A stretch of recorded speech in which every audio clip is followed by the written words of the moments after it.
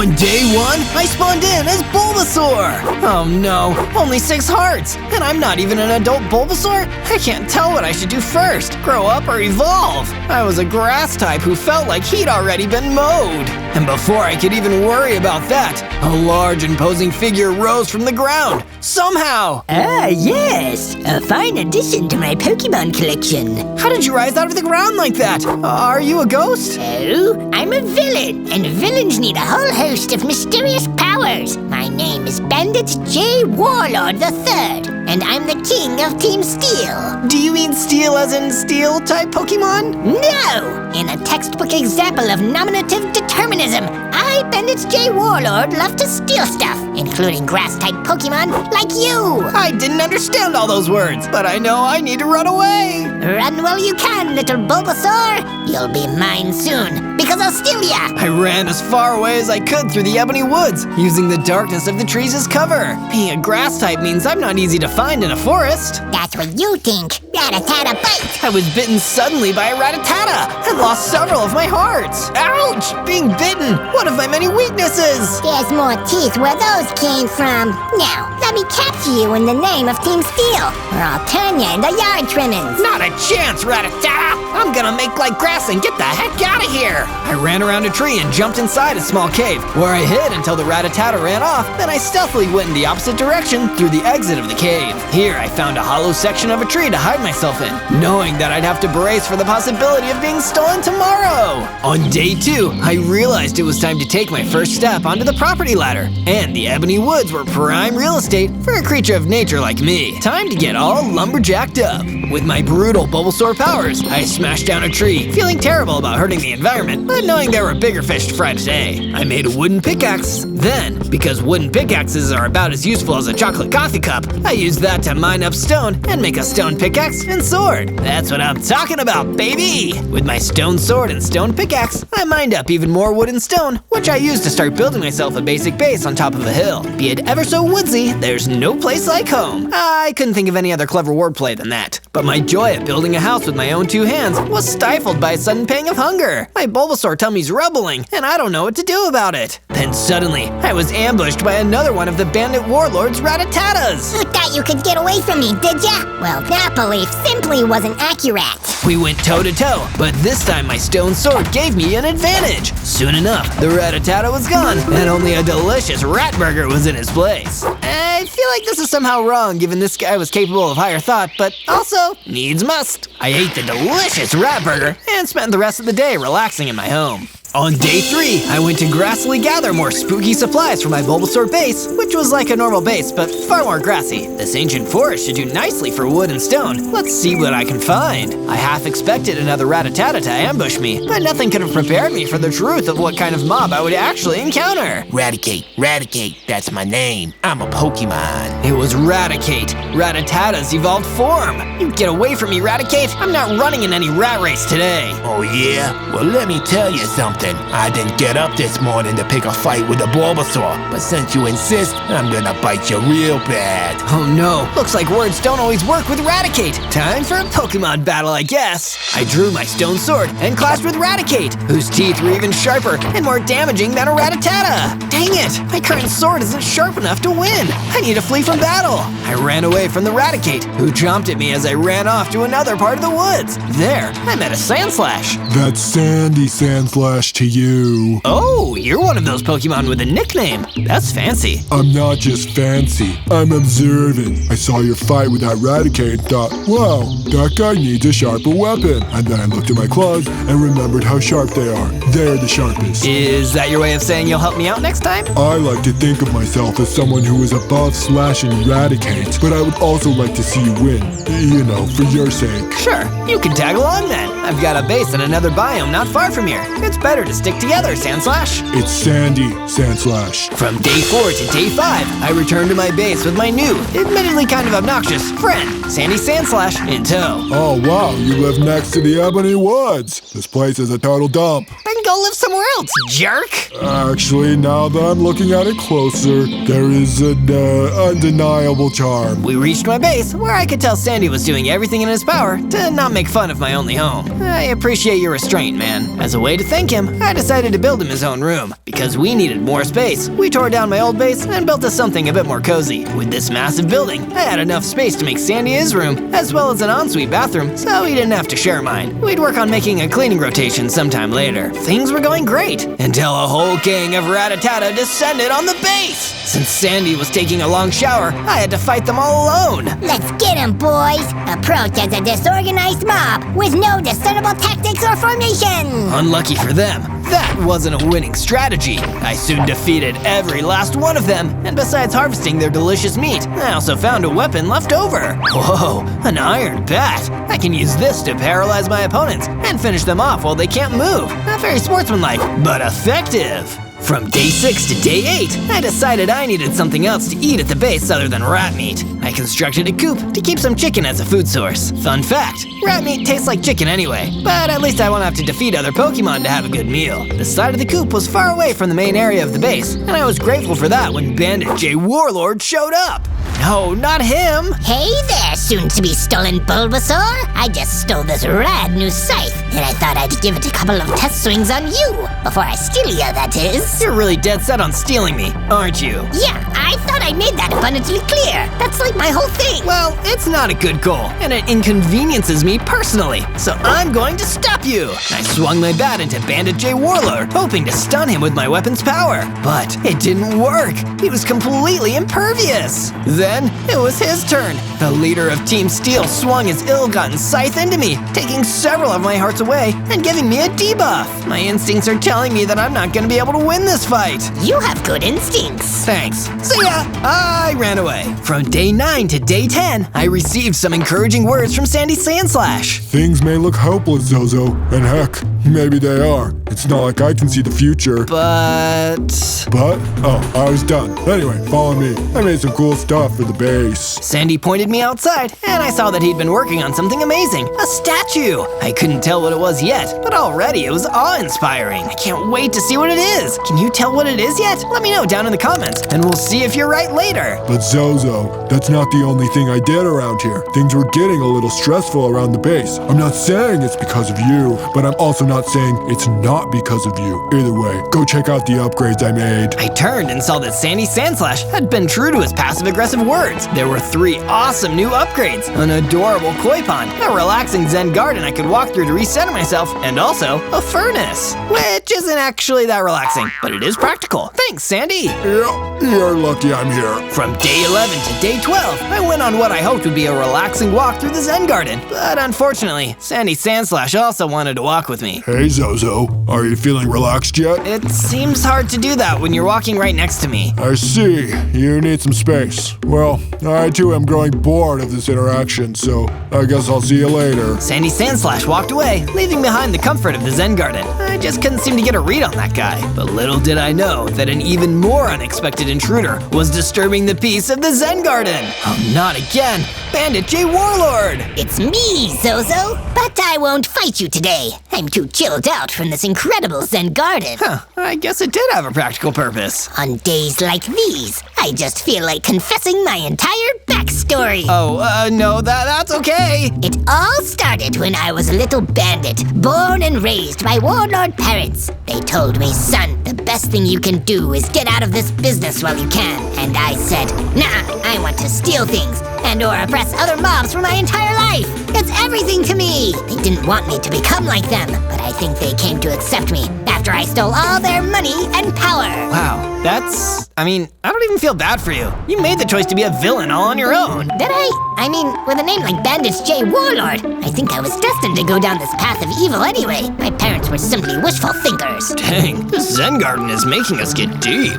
I spent more time relaxing with Bandit Waldord, though we didn't talk. I knew the next time we met, we'd be enemies. From day 13 to day 15, I decided that it was time to go fight someone, just to feel something. Being a grass Pokemon isn't easy. Let's go see if that Raticate is still being disagreeable. I went deep into the ancient forest until I found the vicious Raticate who was too strong to defeat earlier. Hey you, wanna fight? Sure, let's tango, muchacho. And so the struggle for the fate of this particular fight began, but I wasn't the weak little Bulbasaur I used to be. I was a slightly stronger little Bulbasaur. When I'd finally bested and defeated Raticate, I felt power flowing through me. I was leveling up and evolving. I'm not a Bulbasaur anymore. I'm an Ivysaur. I had 12 hearts and a new power, a warp ability.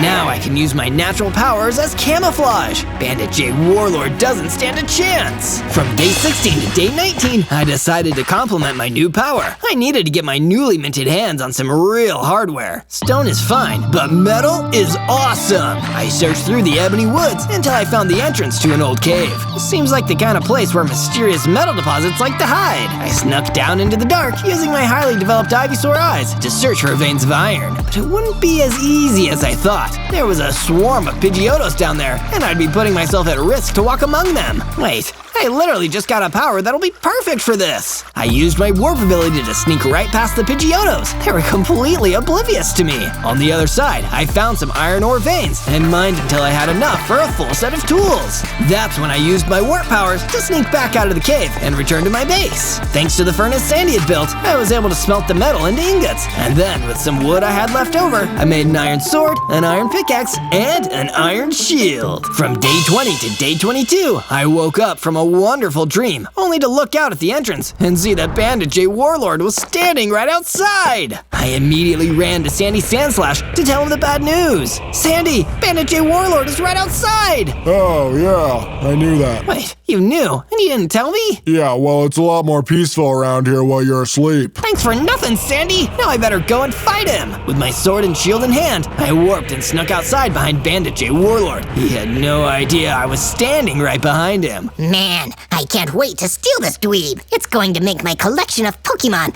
all the more vast and impressive. I bet that'd make my parents regret doubting me. I popped out right behind him, and I'll make you regret invading my base. I charged in, sword and shield at the ready, and we engaged in battle. I was so much stronger than the last time I faced him, and with my shield, I was able to deflect most of his blows. Soon enough, the fight stopped. Giving up, Bandit? No, not even close. You're an Ivysaur now. You evolved. You're even more valuable than before. Maybe you'll keep evolving into Venusaur. And then, Zozo, then you will be mine. He disappeared, but I didn't buy his excuses for a second. He was afraid of me, and for the first time, I truly knew I could defeat him. From day 23 to day 26, I came across a piece of headgear that would redefine my life and style in a big way. It was a fedora. I put the cool hat on my head and spun around to celebrate. That's when I noticed all of you out there watching. Oh, hi, I didn't see you there. I hope you're enjoying my adventure as Bulbasaur. Well, Ivysaur now. How do you think I'm gonna escape from Bandit J Warlord? I'm sure it'll be a wild ride. Remember, if you want to find more of my other videos, search for ZOZO, and there'll be plenty more for you to enjoy. I tip my fedora to you. From day 27 to day 31, Sandy Sandslash showed up to tell me some good news about the statue that he was building, in his own Sandy way. Hey, Zozo, not that I'm really trying, but I'm kind of rocking at the construction of this statue. You should come take a look, but don't feel bad that you couldn't build anything like it. Okay, sure, Sandy. I'll take a look, since you asked so politely. I walked with Sandy to see the statue, and it indeed looked like more progress had been made on it. Though upon a second glance, something was off, and I didn't know how to break it to Sandy. So, what do you think? I mean, I already know the statue is awesome so far, but I want to hear you say it. Yeah, well, the thing about that is, that part right there would definitely look better if it had some pink concrete to really give it the right quality. Well, yeah, obviously, but I didn't expect you to notice. I'm glad you did, though. That means you can go get some from the Oasis Beach for me. Oh, I mean, if the statue needs it, sure, but I thought building it was gonna be your thing. I'm kind of trying to save the world from Bandit J Warlord and stuff. You're telling me that you're too good to get some pink concrete from Oasis Beach? I'm surprised at you, Zozo. No, it's not like that. It's no big deal. I'll go get it. Great. I'll just be chilling here. I made it to the Oasis Beach and began to search for pink concrete. Oh, this place is so beautiful and tropical. Such a great place for a flowering plant Pokemon like me. A wild pack of Rattata appeared, so I fought them off with my iron sword. Usually the rats on the beach have wings. From day 32 to day 35, I took took a dip in the water to nourish my leaves. Oh, so refreshing. As I swam back to shore, I saw a fire-type Pokemon staring mysteriously at the horizon. It was Ninetales, the nine-tailed fox Pokemon, hence the name. Oh, woe is me.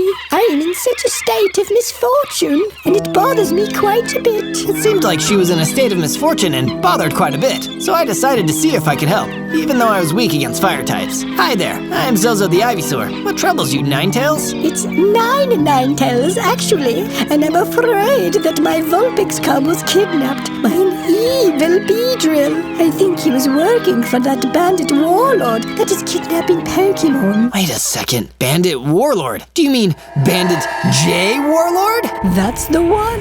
He's been trying to capture me too. I can't stand the way he and his team Steel keep on stealing everything. Hence the name. Yeah. Now which way do I have to go to beat up this bad Beedrill and save Vulpix? Go to that really unreasonably cool beach house at the edge of shore. You'll find that villainous bug-type Pokemon over there. Oh boy, a beach house. I mean, you can count on me. I traveled ashore because I was sure to complete this rescue mission for Nine and Ninetales. From day 36 to day 39, I came upon the coolest beach house that I'd ever seen in all my days. Wowie zowie! It's too bad there's a crime happening here, because I could totally go on vacation right now. I decided to go stake out the beach house and find out where the Beedrill was keeping the captive Vulpix. I walked through the sweet single-room beach house, equipped with a kitchen, TV, and a bed. It actually looked quite ordinary. Eventually, I found Vulpix in a glass container, surrounded by ocean water. Beedrill was there too, flying around and looking menacing. If this water weren't here,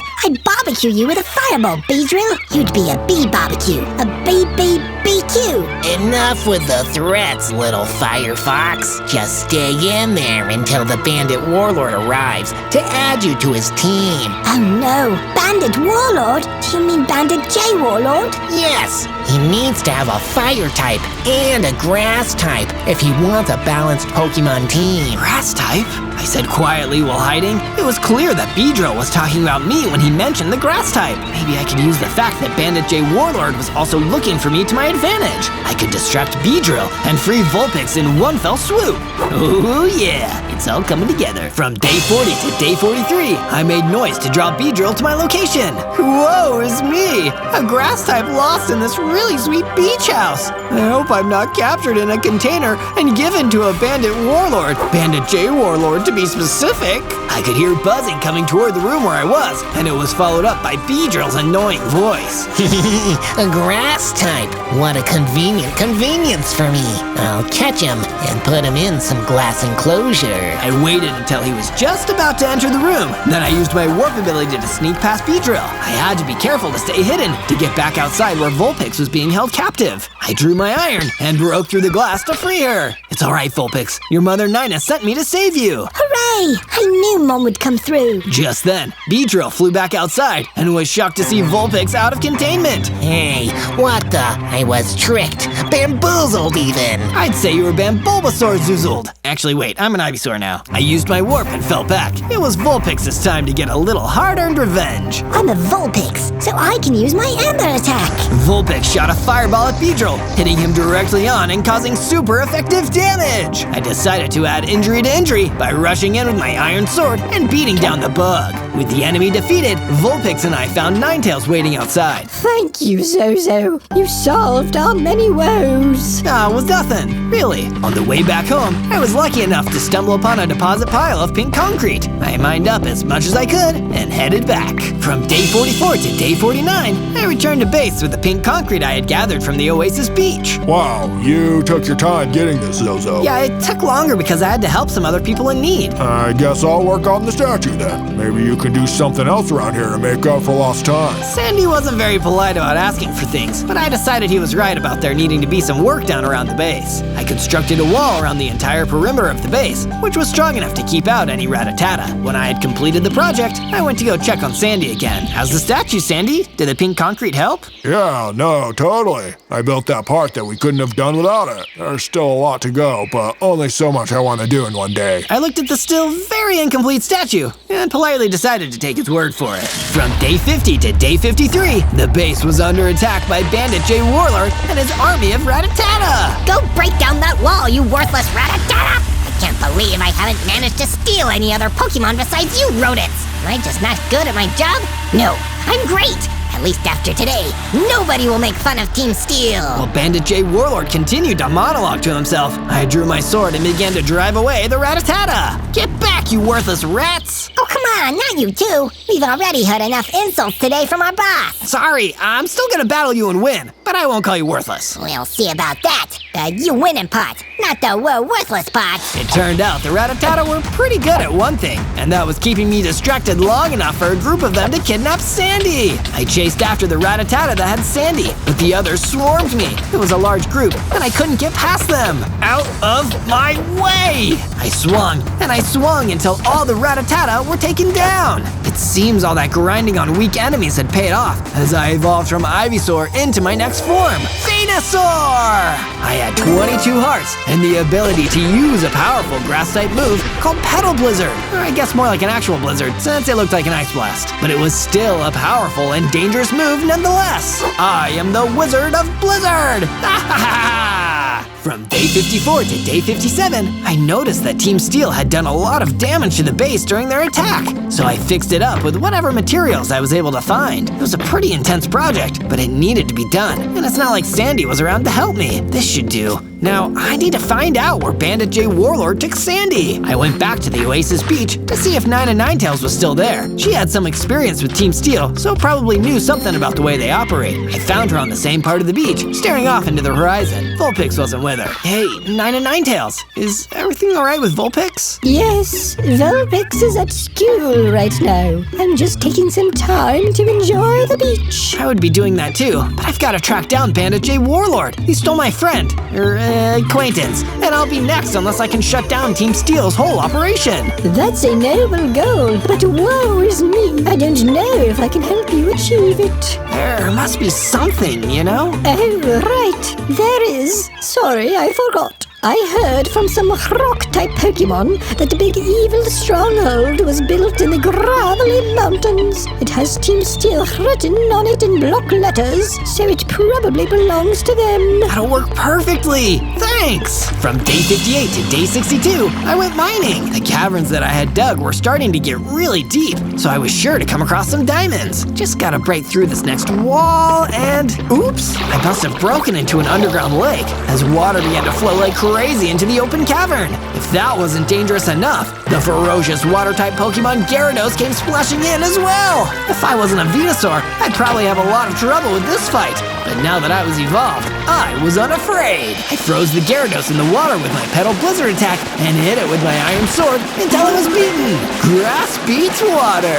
Past the now flooded cavern was a room full of diamonds, which I gathered and used to make a diamond sword. Fighting Gyarados with an Iron Sword was tougher than expected, so this diamond sword would become my new main weapon going forward. I did also make some diamond boots for some extra protection. From day 63 to day 66, I walked around the base and noticed how empty it felt without Sandy. As much as that old Sandslash could be a pain in the neck sometimes, he always made me feel more grounded. Probably because he was a ground-type Pokemon. Without him, I would never be able to see the base statue be completed. And more than that, I couldn't allow Bandit J Warlord to steal any Pokemon, let alone a Pokemon that had been living in my base. After all, I'm also a Pokemon living in my base. And if you want to be a Pokemon living in my base, or just want to see more of my videos when they come out, subscribe to the channel. Every new subscription is a chance to catch them all. From day 67 to day 70, I climbed through the gravelly mountains and found the secret base of Team Steel. That must be where Sandy is. I've got to fight my way inside. Any Rattata tries to stop me, they'll taste my diamond sword. I won't taste them though. I'm done eating rats. It's pretty weird that I did that in hindsight. I approached the gate where a group of Rattata were standing at the ready. Come and get me! Be careful what you wish for.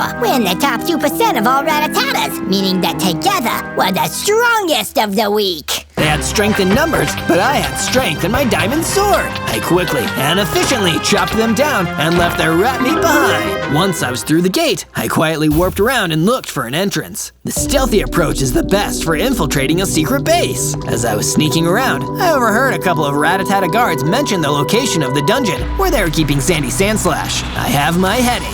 Here I come, Sandy! From day 71 to day 74, I began to find another way to Sandy. I found a side entrance down to the dungeon, and I was distracted by a weird underground room. It looked like a small biome under the temple. I looked around, and I saw a shiny treasure chest in the corner of the cave. I guess a quick break for treasure won't hurt anybody. You're gonna wish you hadn't said that. All of a sudden, someone was standing behind me. I knew I had recognized that voice. It was Raticate, but bigger. We meet again, you grass-type goofus. This time my Hyper Fang attack will tear straight through your armor. So it is you. How did you come back, Raticate? You can't kill a rat. Now let me at you. I'll eradicate you. Raticate bit me with a powerful Hyper Fang attack that reduced my hearts massively. But I wasn't about to give up so easily. I warped to get some distance, then I reappeared and hit Raticate with my Petal Blizzard.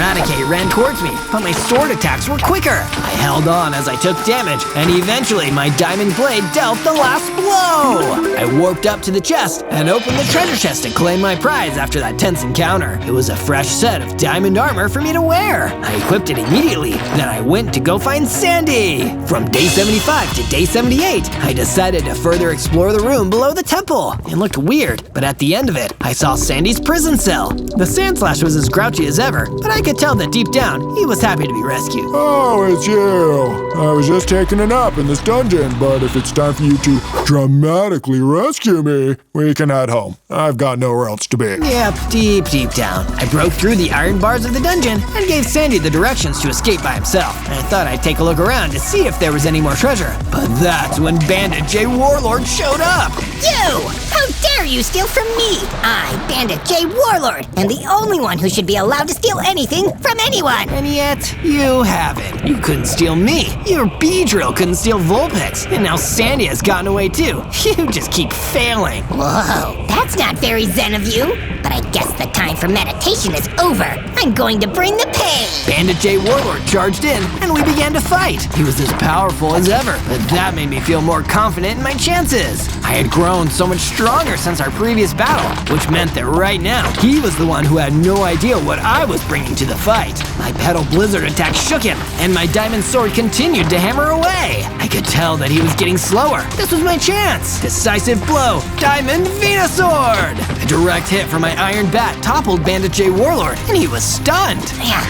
I can't move. No, could it be that I lost? Seems that your life of crime is over. No, as long as I live, my crimes will continue because my name is Bandit J Warlord! From day 79 to day 84, Bandit J Warlord began to change into a bigger and badder form. A Bandit Warlord to end all Bandit Warlords. Tremble before me, little Venusaur! I am now Bandit B Warlord, the greatest Pokemon thief who has ever lived! Yeah, you definitely got bigger, but why the change in your middle initial? You're asking the right questions, Zozo! The B stands for better than you could ever imagine, and you'll see that firsthand after I go relax in the Zen Garden for a bit. That last fight was incredibly stressful. Fine, but our rematch will be even more stressful, Bandit B Warlord. Yeah, for you! Dang, you got me. That was a sick burn. I better hightail it out of here. From day 85 to day 89, I went back to the base and told Sandy Sandslash all about the sick burn that I received from the Bandit Warlord, who now went by Bandit B Warlord. That does sound like a sick bird, but I know all about all of those, so I'll give you some help. With this fire aspect enchantment, you'll give him a sick burn with every one of your diamond sword strikes. You sure about this, Sandy? I'm a grass type, so fire moves aren't really my thing. Jeez, forget it then. No, wait, sorry. I'm trying to be nicer. I ran into the Bandit Warlord in the Zen Garden, and we had a deep conversation about handling anger. I accept your apology, Sandy, and I think I'll use the enchantment after all. Once I made my diamond sword into a fire diamond sword, I went to go see the statue that Sandy Sandslash had completed in my absence. It was Gigantamax Venusaur, my most powerful evolved form. This was everything I ever aspired to be, but I was never able to achieve it. Till now. Sandy? There's a Gigantamax candy over at Oasis Beach, and if you can nab it, you'll be able to Gigantamax into your huge form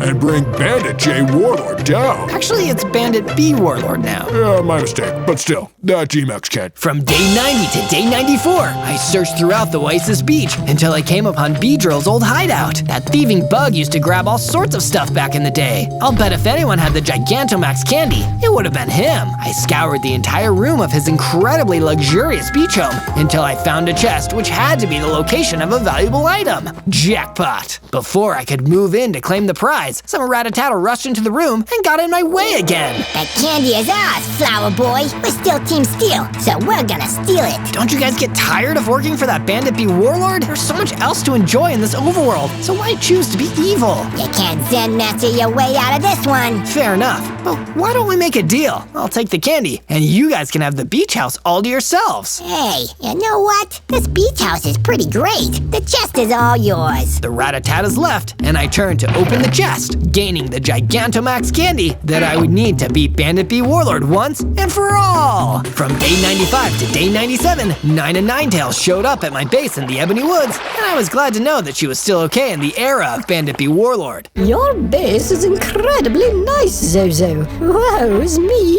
If only I could raise Vulpix in a place like this. You really think so? Well, if you want to, then Vulpix can move in when all this is over. Are you sure, Zozo? I don't want to be too much of a burden. Well, I let Sandy Sandslash live here. How bad could you be? Thank you, Zozo. It's much appreciated. By the way, I was planning to give you a gift that would help you in your battle against Bandit Warlord. Nina Ninetails granted me a powerful suit of netherite armor, the best kind of durability in the overworld. Thanks, Nina. This will definitely keep my heart safe from damage. Guard those hearts carefully, Zozo. Bandit Warlord is going to try and steal everything. I know, but I've got the G-Max candy, so I'll take care of him soon. On day 98, I wanted to clear my head, so I went to visit my statue. It's important to relax before a big battle, and they say that a grass Pokemon can achieve enlightenment by being still, like grass. And even though all of you watching might not be grass types, you could find your own kind of enlightenment by watching more of my videos. Search for ZOZO, and you'll be on the path to complete and total tranquility, or at least more fun and enjoyment. On day 99, I took the Gigantamax candy with me all the way to the Gravelly Mountains. Team Steel's hideout drew closer, and I could see that no more Rattata were there to guard it. They must all be really living it up at that beach house. Good for them. Team Steel was now more like,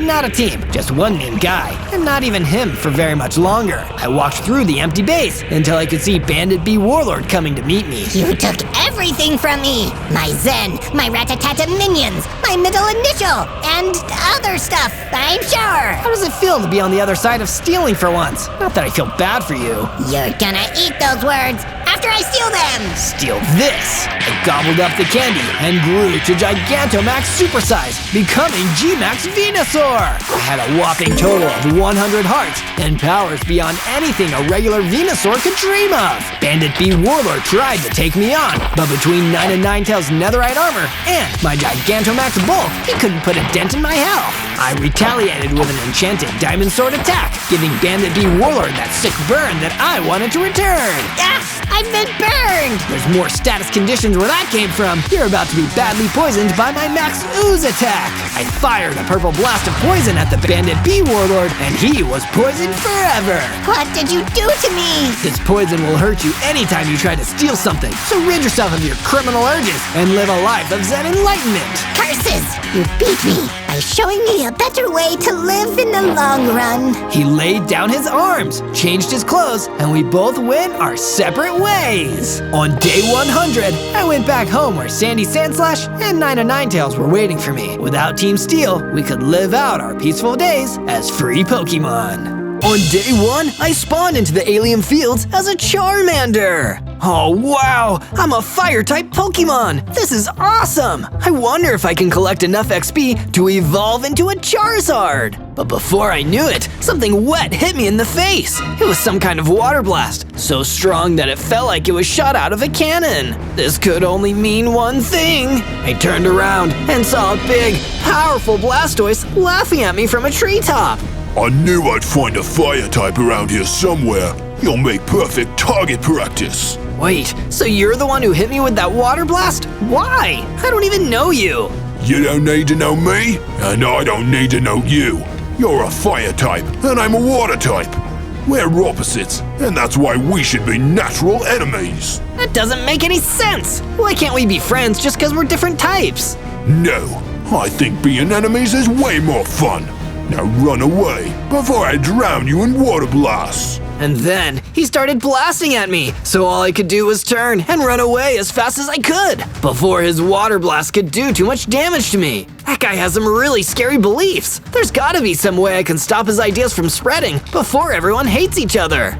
On day 2, I traveled away from my spawn point through the alien fields in search of experience points. With only 10 hearts, I wouldn't be winning any Pokemon championships. I'm also one hungry Charmander. Better find some food. I did some scrounging around the trees and managed to get some apples to refill my hunger bar. I do like them apples. Shortly after my meal, I was approached by a group of Squirtles, water-type turtle Pokemon that evolve into Blastoise. Hey, fire type! You aren't welcome around these parts. If you don't get lost, we'll spread you with water. Oh no! All of you must be listening to the hateful words of that narrow-minded old Blastoise. Don't diss Blastoise! We're the Squirtle Squad, and we make sure everyone knows that water types are the best. Why are you being so mean? All I was doing was eating apples. Doesn't matter what you were doing. You're not the same type as us, so you're our enemy. Get 'em, boys! The Squirtles attacked all together, and I started losing hearts. I couldn't even fight back because they outnumbered me. Just then, I heard a voice from nearby. Hey, Squirtle Squad! Leave him alone. It was a Bulbasaur, a grass-type Pokemon known for having a sprouted plant on its back. No, a grass type! We're afraid of those because they're strong against us! The Squirtles ran away, leaving me hurt but alive, with half a heart remaining. I turned to the Bulbasaur and expressed my gratitude. Thank you for saving me. Those guys were going to tear me apart just for being a fire type. You don't have to worry about that from me, new Charmander friend. Follow me. There's someone you should meet. On day 3, Bulbasaur led me to a campfire where another fire type, a Flareon, was waiting. Boy, am I happy to see another fire type. No offense, Bulbasaur. You've been through a lot, so I forgive you. How about you go talk to Flareon? I listened to Bulbasaur and approached the campfire. Flareon greeted me with a nod, and I told him everything about what had happened to me because of Blastoise and his Squirtle Squad. That Blastoise is fully evolved.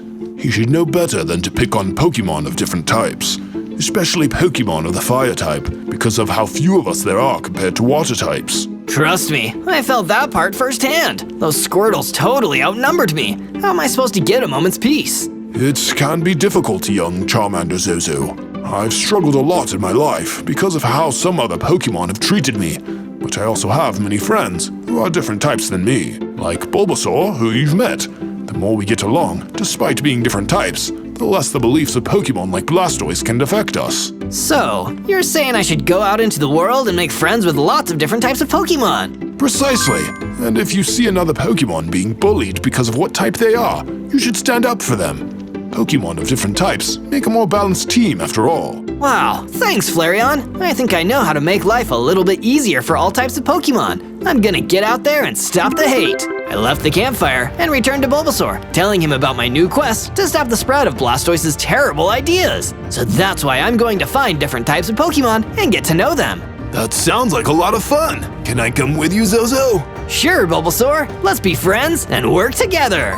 From day 4 to day 5, I knocked down a tree for wood and crafted a wooden pickaxe which I used to gather stone. I think I'll make a whole set of stone tools. I cast aside my wooden pickaxe in favor of a stone pickaxe. I also crafted a stone sword to help protect myself from the next time I'm in a fight. Hey, Zozo! We should build a base around here. That way we'll have a place for all our new friends to hang out in. Great idea, Bulbasaur! It'll be a Pokemon home that welcomes all types. I laid the foundation for the base in stone and built 2 different rooms designed for Bulbasaur and myself. For Bulbasaur's room, I added lots of plants and green textures that were fitting for a grass type. My room had a fire pit and a bunch of coal to keep it warm. A fire-type Pokemon needs to have fire after all. While our rooms were really different from each other, they were still close enough that we could visit each other. How do you like the room, Bulbasaur? It's very nice, Zozo. I'm glad you made it specially for me. It shows you're really accepting of different types of Pokemon. Awesome! I want everyone to feel welcome when they come to live here. I went outside to search for more materials. I was digging another hole when out popped a Sandslash, a fully evolved ground-type Pokemon. Before I could offer a friendly greeting, the Sandslash attacked me. It must have thought I was easy pickings because fire types are weak against ground types. Why can't we get along? I fought back using my sword and drove the Sandslash back underground. Before I knew it, I had won the fight, and the experience points from the, experience. And it caused me to evolve into a Charmeleon. I learned how to use Fire Breath, and my number of hearts increased to 30. From day 6 to day 8, I traveled to the Black Forest in search of new Pokemon friends. Woods that are this deep and dark have to be hiding some truly mysterious Pokemon. And now that I'm a Charmeleon, I'm sure I can protect myself if I need to. It turned out that the one I needed to protect was another Fire-type Pokemon known as a Vulpix. Stop it, Beedrill. Leave me be. I ran to where I heard the Vulpix's cries and saw that she was fending off a Beedrill, a poison bug Pokemon with powerful stingers. Buzz off, Beedrill! I dove into the fray and hit the Beedrill with my stone sword, which gave the Vulpix a chance to get to a safe distance. Beedrill tried hitting me with its needle stingers, but I dodged and hit it a few more times with my sword. Just as the Beedrill started to use its poisonous ranged attacks, I attacked with my Fire Breath, dealing super effective levels of damage. The Beedrill fainted, so I went to go check on Vulpix. Are you okay, Vulpix? I've had better days. I'm really lucky that a Charmeleon like you came along. Call me Zozo. I'm on a quest for all kinds of Pokemon friends. Hi, Zozo. Would you be able to help me one more time?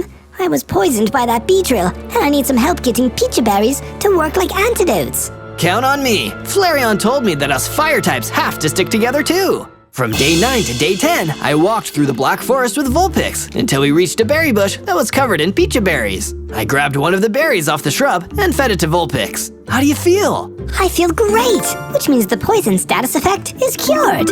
Thanks, Zozo.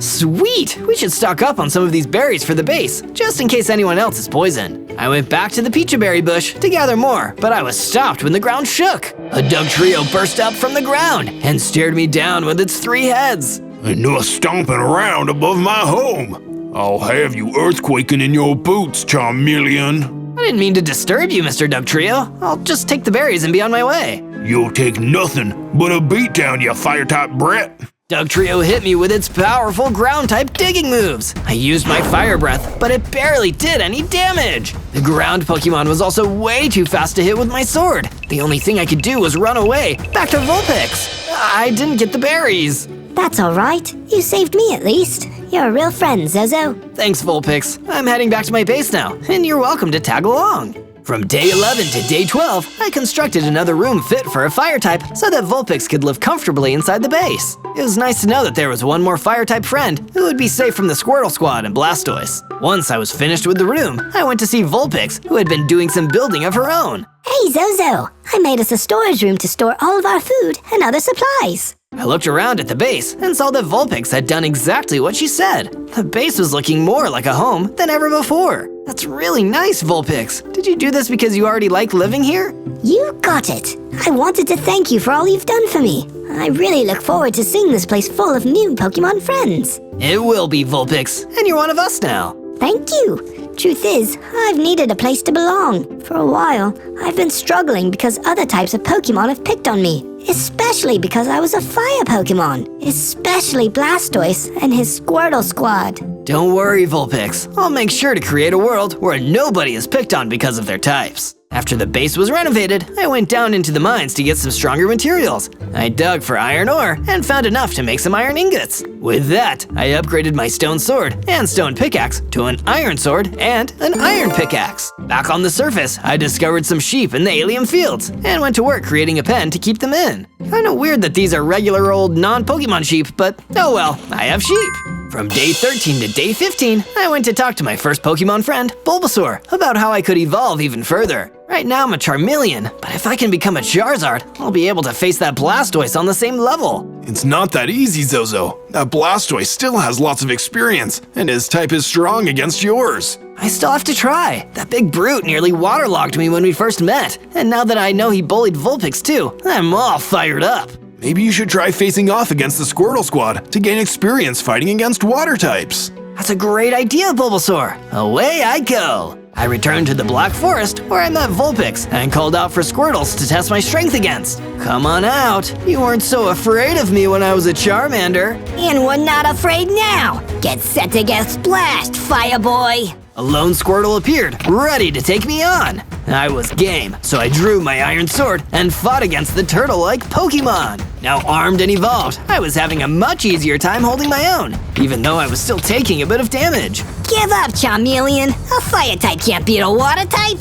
Stop thinking about other Pokemon just in terms of types. I used my Fire Breath to deal a bit of damage and distract the Squirtle, before I swung the iron sword and finished him off like it was a metal claw attack. He dropped some experience, which I utilized to fully form into my most iconic form, the fire-flying Pokemon, Charizard! Yeah, Charizard! I had 60 hearts and a brand new Fireball attack that could be launched even farther than my Fire Breath and dealt way more damage. From day 16 to day 19, I took my newly evolved Charizard self on a trip to the Crag Gardens biome. I was feeling strong, getting used to being an evolved Pokemon. I couldn't wait to use my new Charizard powers to defend all types of Pokemon from those who would hate and divide them. While I was wandering around, I found a book of information. It's like an old-fashioned Pokedex. The inside of the book had a Pokemon article about Charizard and Blastoise. This would probably be worth the read. While both are considered to be powerful and fully evolved Pokemon, Charizard and Blastoise have a number of differences between each other.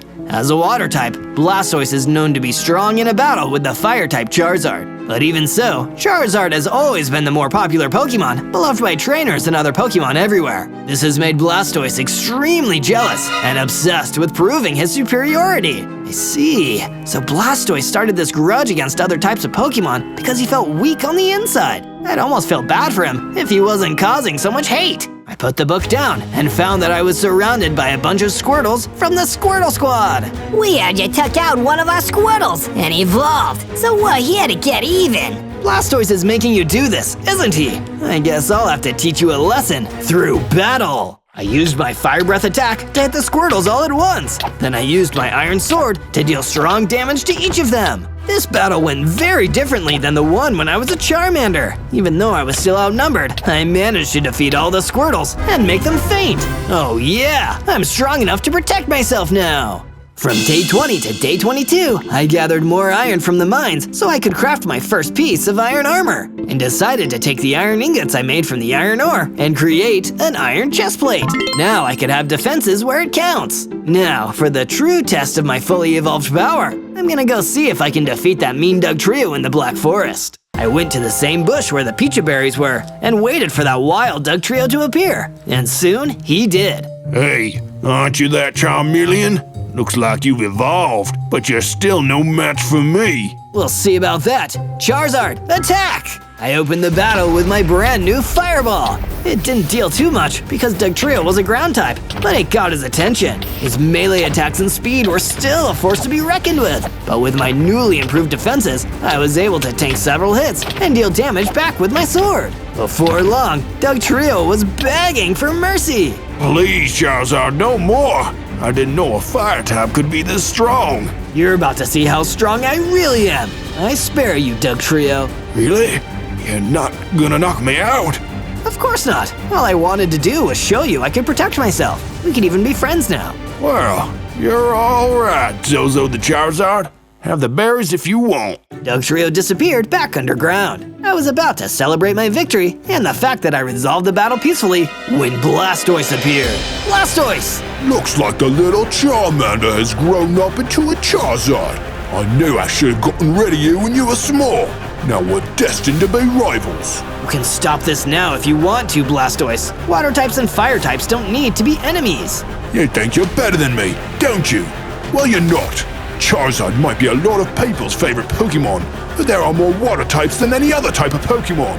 Your fire type should leave us alone and stop stealing our spotlight. Then Blastoise stomped away, furiously. We didn't end up fighting this time, but unless he let go of his hatred towards fire types, someday we would have to. From day 23 to day 26, I returned to base with several bushels of Pichu berries, which I planted outside the base so that any Pokemon living here could cure poison status effects. Vulpix was very happy, since it was her who had trouble getting the berries when she was poisoned. Now that you're a Charizard, it seems like there's a chance for things to get better for fire types. It'll take a lot more than me to make the world a place where all Pokemon can live in harmony, but I'll keep on doing my best. And part of doing my best was adding to my suit of iron armor. So I went back to the caverns and mined until I had enough iron material to craft myself an iron helmet and iron boots. With all this iron I'm wearing, I'm practically a steel type. When I was done crafting, I went outside to see that there was a great big wall built around the entire base. Vulpix was standing nearby, looking proud. Did you do this, Vulpix? Yes, I did. What you said about doing your best struck a chord with me. I wanted to do my best too.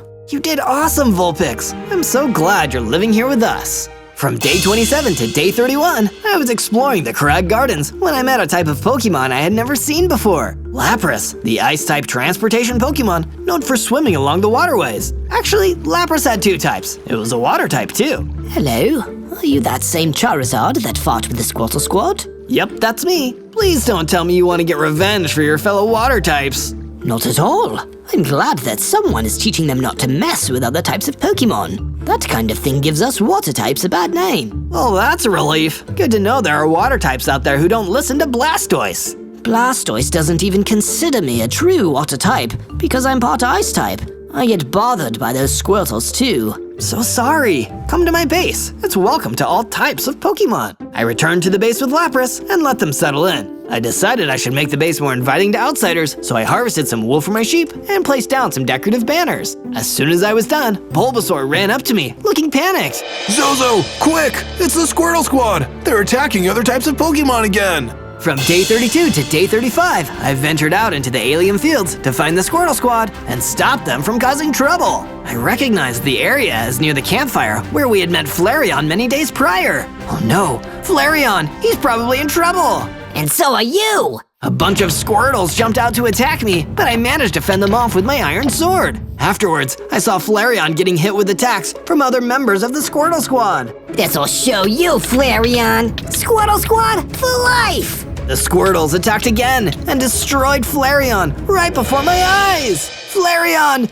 no! I blasted the Squirtle Squad with fireballs and cut the rest of them down with my sword. If I see any more of you Squirtles on the Squirtle Squad again, I'm fighting you right then and there. From day 36 to day 39, I was in the Black Forest when I met a Caterpie, a friendly bug-type Pokemon who was crawling along through the tall grass. You startled me. I saw your wings and thought you were the flying-type Pokemon who had been attacking me. Charizard is a flying type as well as a fire type, but this one doesn't mean you any harm. Honest. That's good. It seems like Pokemon like me always have to worry about Pokemon of stronger types. Do you understand how that feels? I do understand, Caterpie. Take me to this flying-type bully of yours so I can settle the score. Caterpie showed me to a clearing in the forest where a Pharaoh was swooping around. That must have been the fire type he mentioned. The Pharaoh turned towards me and charged right at me. I shot a few fireballs at the Pharaoh, defeating the bird in a single attack.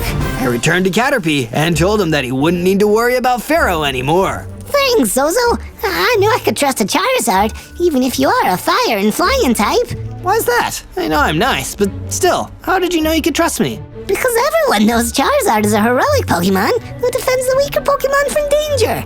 You're a hero, Zozo. I'm glad everyone thinks so highly of me, but being a Charizard doesn't make me better than anyone else. Is that what Blastoise thinks? From day 40 to day 43, I went back home to the base to check in with Bulbasaur about what we should do next regarding the Squirtle Squad. When I arrived, I noticed that Bulbasaur had added a bunch of couches to the base in order to make it look nicer. What's all this for, Bulbasaur? I'm inviting another Bulbasaur to the base so we can talk about Flareon. I wasn't the only other Bulbasaur he was friends with. Of course, you can have another Bulbasaur visit. I didn't know Flareon for very long, but he was a good Pokemon and had lots of friends. What happened to him wasn't fair. The Squirtle Squad has crossed a line that we can't forgive. If we don't fight them, there will never be peace between different types of Pokemon. You're right. We have to make it impossible for them to hurt any other Pokemon. Bulbasaur and I talked for a while longer before the other Bulbasaur showed up. I could tell the grass types wanted to be alone for a bit, so I went outside. There, I was greeted by Lapras. Hey Zozo, have you decided to take on Blastoise and the Squirtle Squad now? Yeah, the hate in some Pokemon goes too deep. And sadly, fighting might be the only way. If you've chosen to fight, then you should know there are other water types that follow Blastoise's scary beliefs. There was a Gyarados back in the Crag Gardens who was particularly nasty about it. Then I show him a thing or two. If he listens to reason, I'll spare him. But if not, I'll do whatever it takes to keep other Pokemon safe.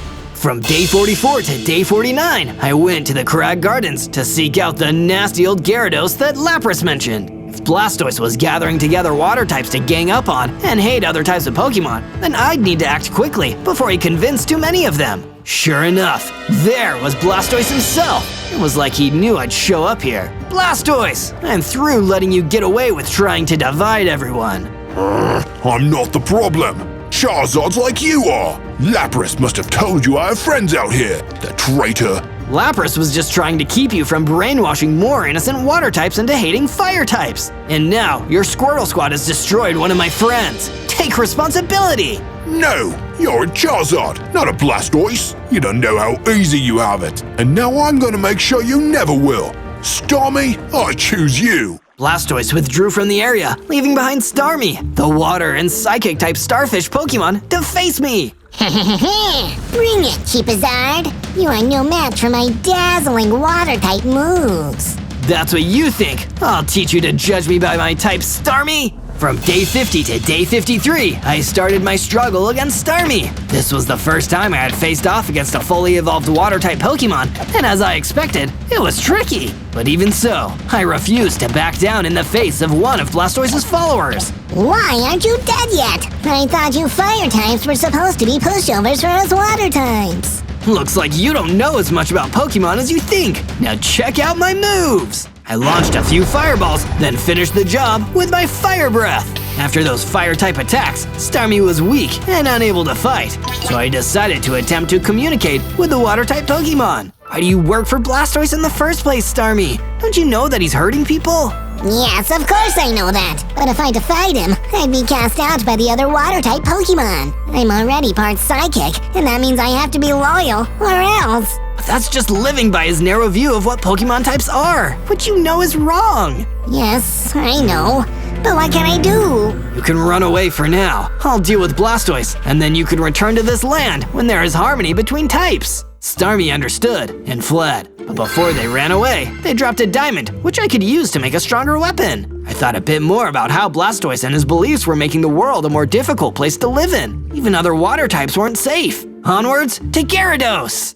From day 54 to day 57, I searched through the Crag Gardens until I found the Gyarados that Lapras had mentioned. Sure enough, Gyarados attacked me on sight with a water blast. It then bit me, so I drew my iron sword and hit back. It was clear that this Gyarados really didn't like any other type of Pokemon and just wanted to hurt me. So I showed no mercy! With a blast of my fireball and a strike from my weapon, I took the flying water Pokemon down! When I got back to my base, Lapras was waiting to congratulate me for winning the battle. Now you've seen how far Blastoise has gone to make others believe the same terrible things he does. Yeah, all those water Pokemon, even the Squirtles, are just copying somebody they look up to. But his ideas have been hurting them by making them hurt others, and he won't take responsibility. That's why you're going to have to stand up to Blastoise and show the world that he's actually a loser. You have to succeed where the last Charizard failed. There was a Charizard that fought Blastoise before me? There was, but even defeating his rival didn't remove the hate from Blastoise's heart. Pokemon like him are never happy, even when they succeed. I had no idea how crazy this whole thing was. Blastoise is the worst! From day 58 to day 62, I expanded the farm so it could hold even more sheep. Down below in the mines, I used my iron pickaxe to dig out some diamonds, which combined with the diamond that Starmie had given me, allowed me to craft a heckin' awesome new diamond sword. The diamonds I had left over went towards upgrading my pickaxe from iron to diamond. Once I was done mining, I saw that Bulbasaur had added a brand new fireplace outside. Whoa, Bulbasaur! You made a fireplace even though you're a grass type? Of course! Hanging out with you and seeing how nice you are has made me totally unafraid of fire. Flareon would be so proud of me. I guess the Pokemon who are living here had started to adapt to being around each other's types, so being comfortable around fire had become no big deal. The harmony between the types that we've been striving for feels closer every day.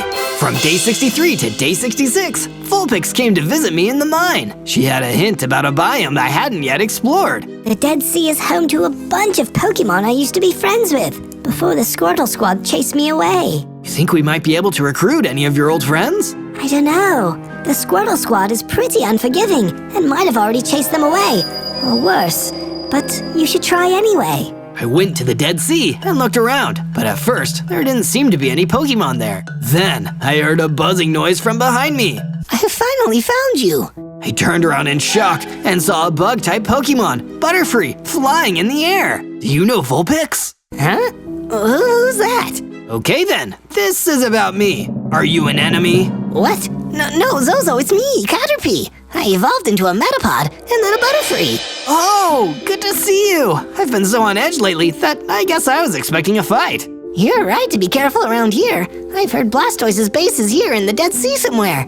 I was looking for it so I could help you out. Well, thanks, Butterfree. I guess I can help you find it while I'm here. From day 67 to day 70, Butterfree and I explored the Dead Sea for any signs of Blastoise and his Squirtle Squad. I appreciate that you remembered me, even after you evolved, Butterfree. You saved me once, and I didn't want to see another Charizard get absolutely washed by Blastoise. This time, you'll win and prove him wrong. Like I always say, I'll do my best. We continued through the Dead Sea until we encountered a wild Eradicate, a normal-type rodent Pokemon with an abnormal need to Super Fang us into submission. But instead of running away, I used my Fire Breath to burn the Eradicate and scare him off. Yeah, run away! You don't want to fight us! There were so many Pokemon in the world that were quick to jump into a fight, probably because that's what they were used to. Pokemon battles are one thing, but all the fighting and hatred is getting us nowhere. A little bit later, Butterfree pointed out a military-looking fortress. There it is! The Blastoise Fortress! I found it! All right, Butterfree, well done!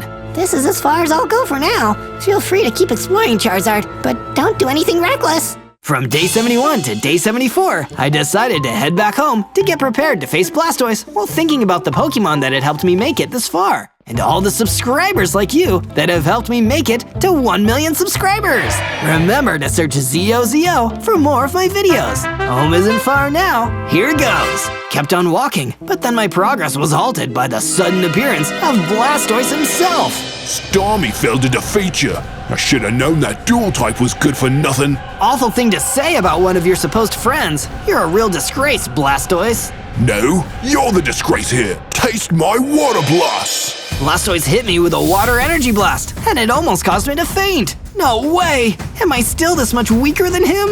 That's what you get, Charizard. You think you're so popular, but I'm gonna make sure you face the same fate as the last Charizard. I was still too weak, so I ran away as fast as I could. From day 75 to day 78, after my crushing defeat at the hands of Blastoise, I hid myself away inside the base in complete shame. That was my chance to take him on and prove in front of the whole world that his beliefs were wrong. If I couldn't defeat him, he'd still be out there, making trouble for other Pokemon, and fire types especially would get hurt because of me. I was still a crying Charizard when Lapras came to visit me to cheer me up. It's okay, Zozo. Nobody expected you to be able to beat him on the first try. Plus, what's more important is the friendships we build with each other. That's the real way to stop Blastoise from winning. Come on, out of your room. I listened to Lapras and walked outside to see the watchtowers that had been added to the base. Even now, the Pokemon who had come to live here were together to make it better. Thanks, Lapras. I just remembered what is really important. Sometime later, Bulbasaur handed me an item of mysterious power. What is this, Bulbasaur? It's a lava bottle, but all of us here at the base made it stronger by adding our elemental energies to it. If you drink it, you'll be able to gain the power of our friendship. Wow, I might even be able to evolve past my limits with this. I drank the lava bottle, and the power of friendship caused me to Mega Evolve into the mighty and unstoppable Mega Charizard X. I'm a Fire and Dragon type now. My Fireball upgraded even further into a Dragon Fireball, and I had 100 hearts to boot. From day 79 to day 84, I went through the Dead Sea with my new Mega form and fought against some pure Water-type Vaporeons who were loyal to Blastoise. The Dragon Fireball's power was many times stronger than the regular Fireball and hit with Dragon Energy, so it was effective against Water types too. Now this is the power of friendship.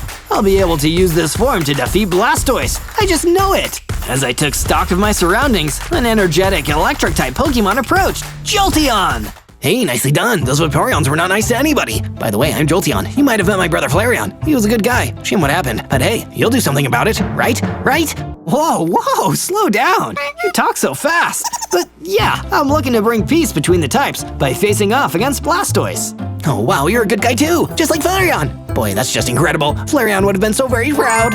I hope so. A lot of people miss him, and I've been fighting this whole time to make sure what happens to him isn't going to happen again. That's excellent! Stupendous! Super duper cool! Here, take this diamond helmet. It'll guard your head from Blastoise's attacks. Jolteon gave me some diamond leggings, which I immediately equipped. This would come in handy in the next battles. Thanks, Jolteon. I consider you a friend. And soon, Pokemon of all types will be able to be friends.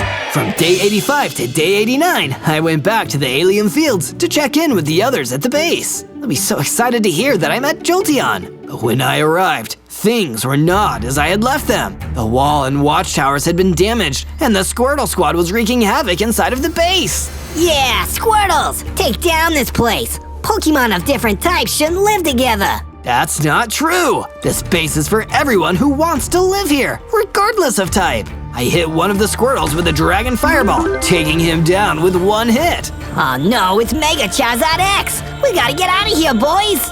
Where do you think you're going? I rushed at the Squirtles and used my Diamond Sword and Fireballs to hew through their ranks. A few managed to escape, so I followed them through the Alien Fields until they were nowhere near the base. Looks like the coast is clear. I better return to the base and make sure nobody was hurt. While I was walking through the fields, I noticed an incredibly rare Pokemon floating around in the air. No way! Is that? It was Mew, the mythical Psychic-type Pokemon that has almost never been seen before. Mew! That's me! Mew, the world is full of danger right now. I'm trying my best to bring harmony to the world, but it's really hard to change people's minds. Don't worry, Zozo. I've been struggling with the same problem. I have the psychic power to talk to many people in their dreams, but I never know what to say. Tell them this, Mew, that we should all try to be friends, no matter what type we are. Yes, I like that. That just might work. I'll try to remind everyone what is the same, rather than what is different. Thanks, Mew. From day 90 to day 94, I trekked back through the Dead Sea and got a better look at Blastoise's fortress. There were some formidable-looking cannons mounted on the side of the fortress that would probably blast me if I got closer. I could see Squirtle Squad patrols all across the base. But all that doesn't scare me. I'm gonna use my Mega Evolved power to bulldoze through anything in my way. A water Pokemon came careening towards my location. It wasn't a Squirtle, but it looked slightly similar, only larger and more warlike. So I ran away, but he caught up to me. Attention! I am Commander Wartortle of the Squirtle Squad. I hear you're the upstart firebrand who is standing in the way of our glorious future. What glorious future? All you guys do is make life harder for anyone who isn't you. That's because water types are the best. We're strong, we're good swimmers, and we're the majority, so everyone should have to do what we want. If what you want is to hurt others, then I can't accept your worldview. Game on, Wartortle. I hit him with my Fire Breath and drew my sword. His defensive shell would be hard to crack, but in Mega Charizard X form, I was fast and I was furious. I hammered him over and over again with melee attacks from my sword.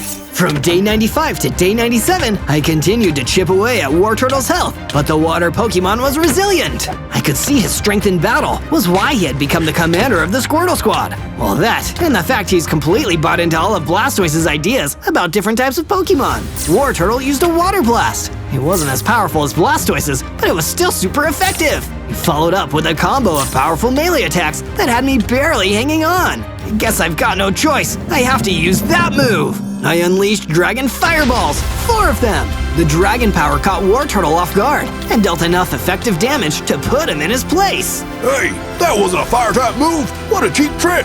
It's a move I learned through the power of friendship. Someone like you who think a Pokemon's type is all they can be would never understand. Whatever, Zozo. It's not gonna matter when Blastoise brings down the rain across the land and creates a world for water types and only water types. You mean he's even willing to do that? I thought Blastoise was bad enough, but he really can't live in a world where anyone is a different type? It'll be a perfect world. I wish I could have seen it, but I'll settle for that horrified look on your face. Goodbye, Zozo. Enjoy your last few days alive.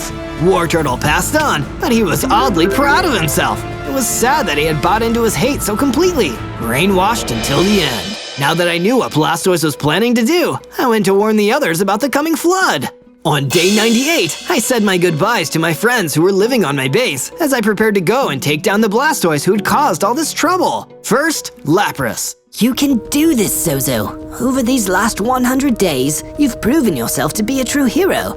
You will unite the Pokemon world. And then, Vulpix. You can heal the Great Divide, Zozo. I believe in you. You can right the wrongs of this imperfect world. And finally, the first ever friend I'd met here, Bulbasaur. Do it for Flareon, Zozo. It's what he would have wanted. On day 99, I made my way back to the Dead Sea. I needed to conserve every ounce of my strength if I wanted to defeat Blastoise and his agenda of hate. But when I reached the outside of Blastoise's fortress, I saw a large gang of Squirtles. This was extremely bad news. If I fought those Squirtles, I'd lose energy and be weakened in my fight against Blastoise. Oh, this is terrible. I don't know what to do. That's when I heard a fluttering sound and saw Butterfree floating next to me. This is where I may be of assistance, Zozo. You helped me, now I'll help you. Let me distract the Squirtles while you take on Blastoise. It'll all be worth it if you can bring peace to the land. Thank you, Butterfree. I'll make sure that your risk won't be in vain. On day 100, Butterfree rushed in and distracted the Squirtles, while I entered the fortress and came face to face with Blastoise for the first time in quite some time.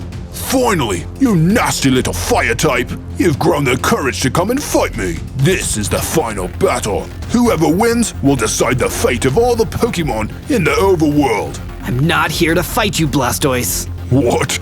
This is impossible. It must be some kind of dirty fire type trick. You just want me to let my guard down so you can burn me to a crisp. Don't be silly, Blastoise. Aren't you tired of all this fighting, all this hate? Haven't we both lost too many people? But, I'm a water type. That makes me better. If I don't have that, what do I have? You can have anything you want, Blastoise. You can decide who you are, not just what you are. We can all be our own people and be friends. You just need to let all this hate and pain go. Blastoise thought about it for a long moment before sighing. I'm so sorry for everything I've done. Can you ever forgive me? I can try, and you can try too. Come back to my base with me, Blastoise. We'll get it all smoothed over. Thank you, Zozo. You haven't just saved everyone else, you've saved me too. Just like that, the overworld was saved. Not with violence, but with kindness and understanding. On day 1, I spawned into the alien fields as Pikachu, the world's most iconic Pokemon. Pikachu! Pikachu! Phew, sorry, allergies. At least I'm starting off with 10 hearts. That's pretty cool. I wonder if I have any powers.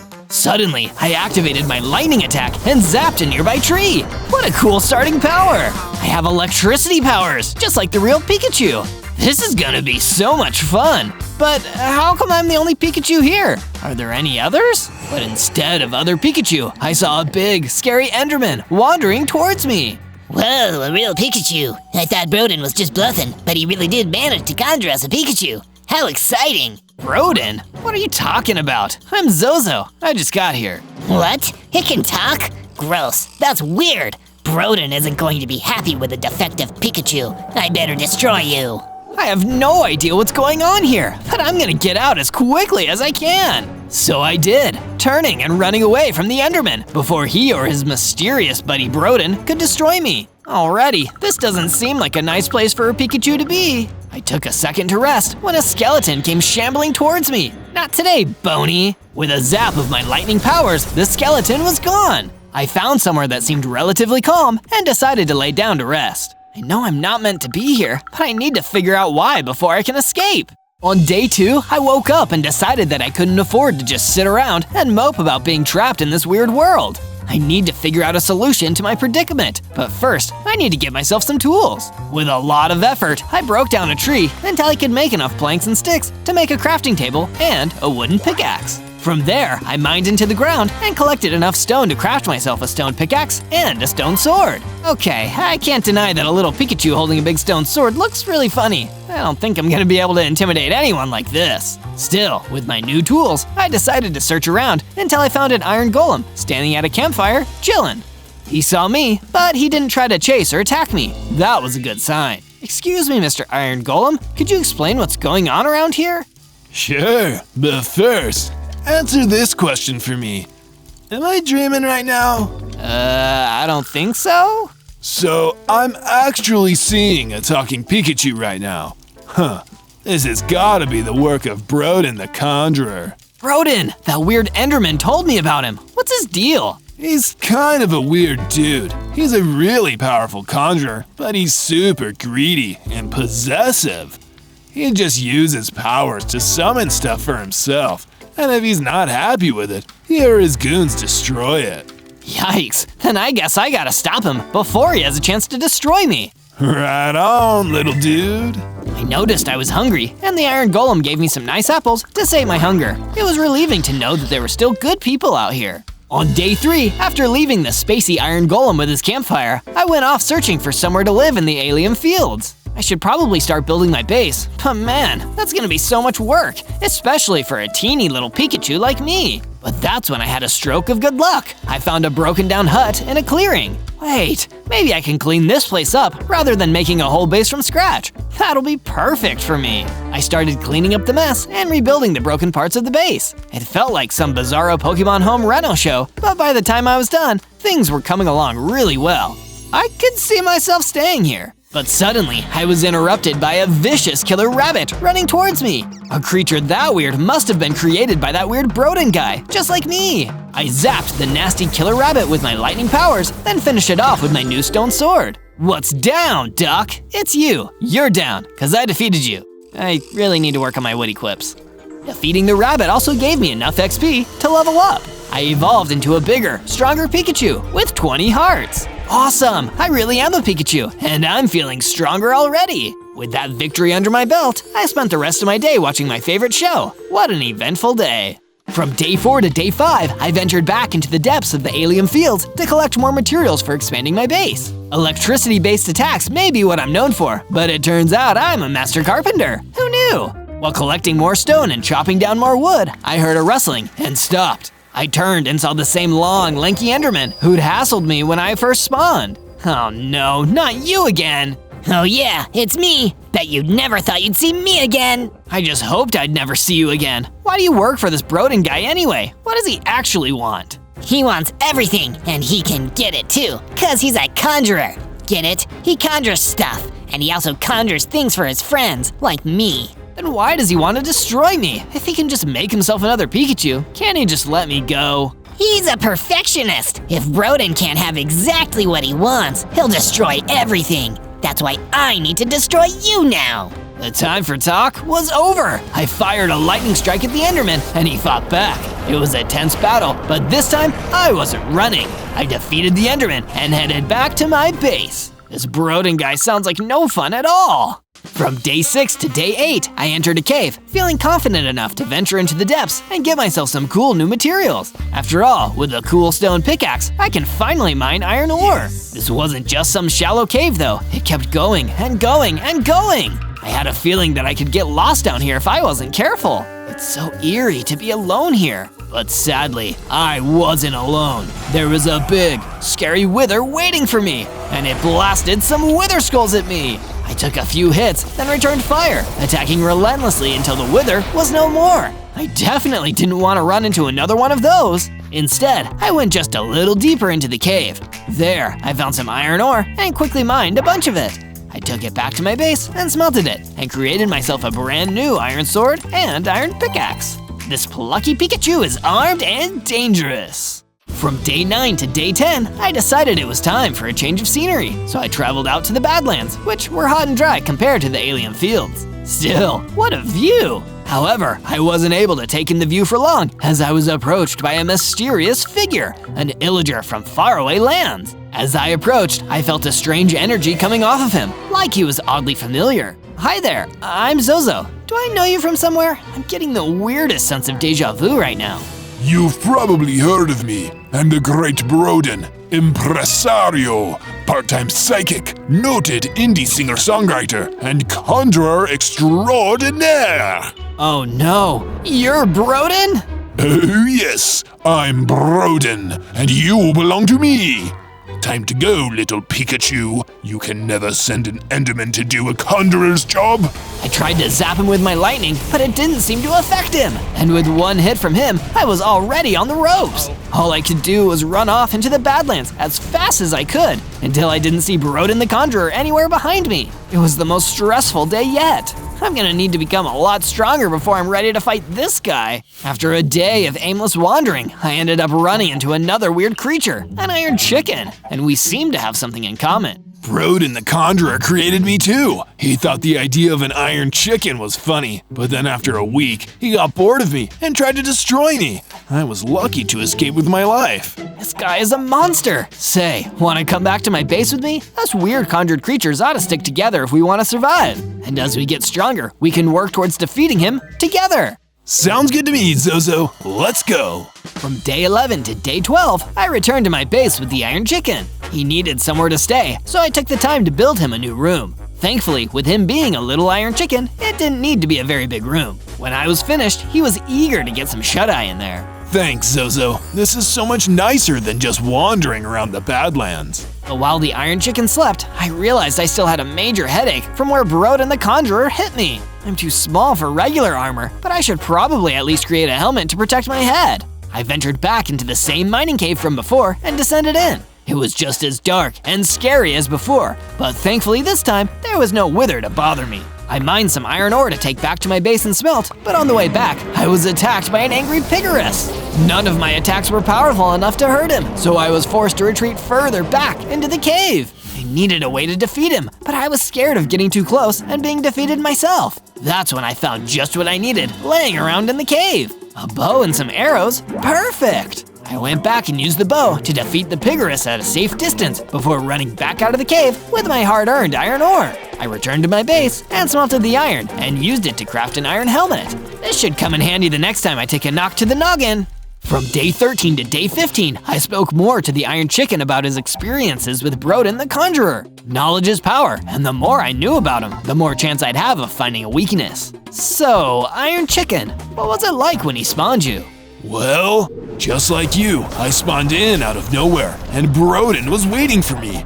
At first, he seemed so nice and kind and happy to see me. He was a little kooky, but honestly, I liked him. But little by little, over time, I could tell something was off. And one day, he attacked me and tried to destroy me, just because he was bored of me. He's incredibly powerful, so if I hadn't moved quickly like I did, I would have been doomed. He's kind when he wants you, and unimaginably cruel when he doesn't. I can only imagine some of the scary things he's conjured over the years. After hearing the Iron Chicken's story, I felt a chill go down my Pokemon spine. If he was really that powerful, how could I have any real chance of defeating him? Especially at my current strength level. I'm kind of beginning to wish I hadn't asked now. From day 16 to day 19, I woke up to some shocking news. The Iron Chicken had gone missing. Oh no, I need to find and save him. I wonder where he could be. Strangely, there was a terrible smell lingering. Maybe the Iron Chicken had been kidnapped by some kind of really stinky assailant?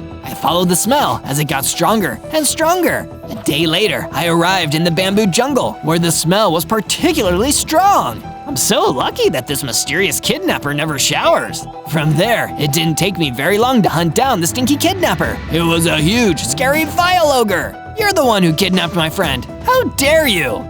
Oh, get over it. Kidnapping your foolish metal chicken friend is the best way to get leverage with Broden the Conjurer. If I return his chicken to him, maybe he'll give me whatever I want. I'm never gonna let that happen. I fought hard against the stinky vile ogre, using my powers and my iron sword to defeat him. Soon enough, only I remained. This gave me enough XP to level up and evolve again, getting bigger, tougher, going up to 30 hearts. Every day, I'd get a little bigger and tougher. Then, the Iron Chicken ran out from behind the bamboo. Zozo, that was amazing! I was watching you from behind the bamboo. Thanks for saving me from that stinky weirdo. No problem, IC. Head back to the base. We'll talk again later. I'm gonna keep exploring the bamboo jungle. The Iron Chicken left, and I continued looking around. It was a nice, calming place. Bamboo is one of the fastest growing plants. That's something to aspire to. Over the course of the journey, I ran into a pair of aggressive skeletons. Without any hesitation, I used my lightning to take out the two bony fiends. And shortly after those two were gone, a genie floated out towards me. Good work defeating those skeletons, Zozo. They were really spoiling the view. Wait, how do you know my name?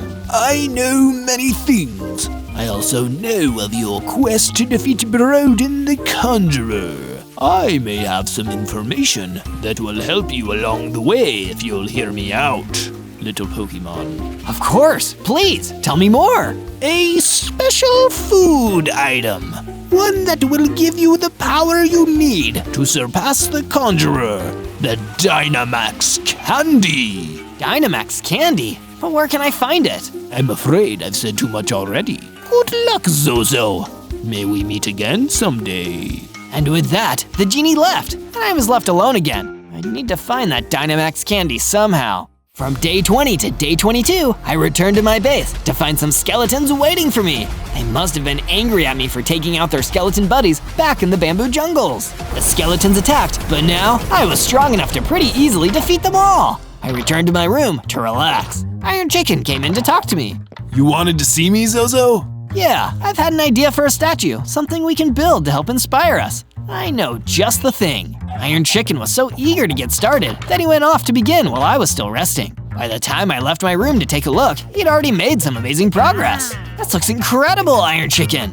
Thank you, Zozo. I just thought you had such a great idea. I felt completely inspired. Take a load off now. I'll add a little myself. After the Iron Chicken left to rest, I added a little extra to the statue before calling it a day. Still, Iron Chicken and I had made some pretty amazing progress. Can you tell what it's gonna be yet? Let me know down in the comments. And if you want more Zozo adventures, sub and hit that bell to never miss another one. From day 23 to day 26, a wild Enderman approached me as I was taking in the scenery of my base. Pikachu, I'll get you. I've got plenty of Thundershocks, so come and get it! The Enderman attacked, and I was able to fight back effectively by using my electrical attacks. After I destroyed the Enderman with a lightning strike, it dropped a whole bunch of shark tooth arrows. Way cool! I always thought I'd have to be a surfing Pikachu to get a hold of this many shark teeth. Afterwards, I headed out through the Badlands to give the shark tooth arrows a shot. The next Enderman I find will be no match for a Pikachu with arrows. I was shooting some weak skeletons to test the weapon when I came across a wandering trader carrying an inventory full of goods. Good afternoon, wandering trader. Actually, my name is Wally. I am in fact a wandering trader. I've been wandering through these dangerous badlands and looking for a nice safe base to peddle my wares. Do you know anywhere like that? I do. I happen to be the owner of a prime secret base located in the alien fields. That sounds promising, as long as it's safe. You won't be disappointed. I'm Zozo, by the way. I brought Wally to the base and built a small storefront where he could sell his items. I wanted to make extra special sure that it was as safe as he wanted it to be. It turns out that Wally had the same idea. By the time I was done constructing his store, the wandering trader had built a perimeter wall around the entire base. Better safe than sorry, you know. You got that right. From day 27 to day 31, I talked a bit more with Wally the Wandering Trader. I figured someone as well-traveled as him would probably know many things about the world that my Pikachu self wouldn't. Ask me anything you wish, Zozo. Information is free of charge. Have you ever heard of a special food item called the Dynamax Candy? The Dynamax Candy? I've certainly heard stories about it.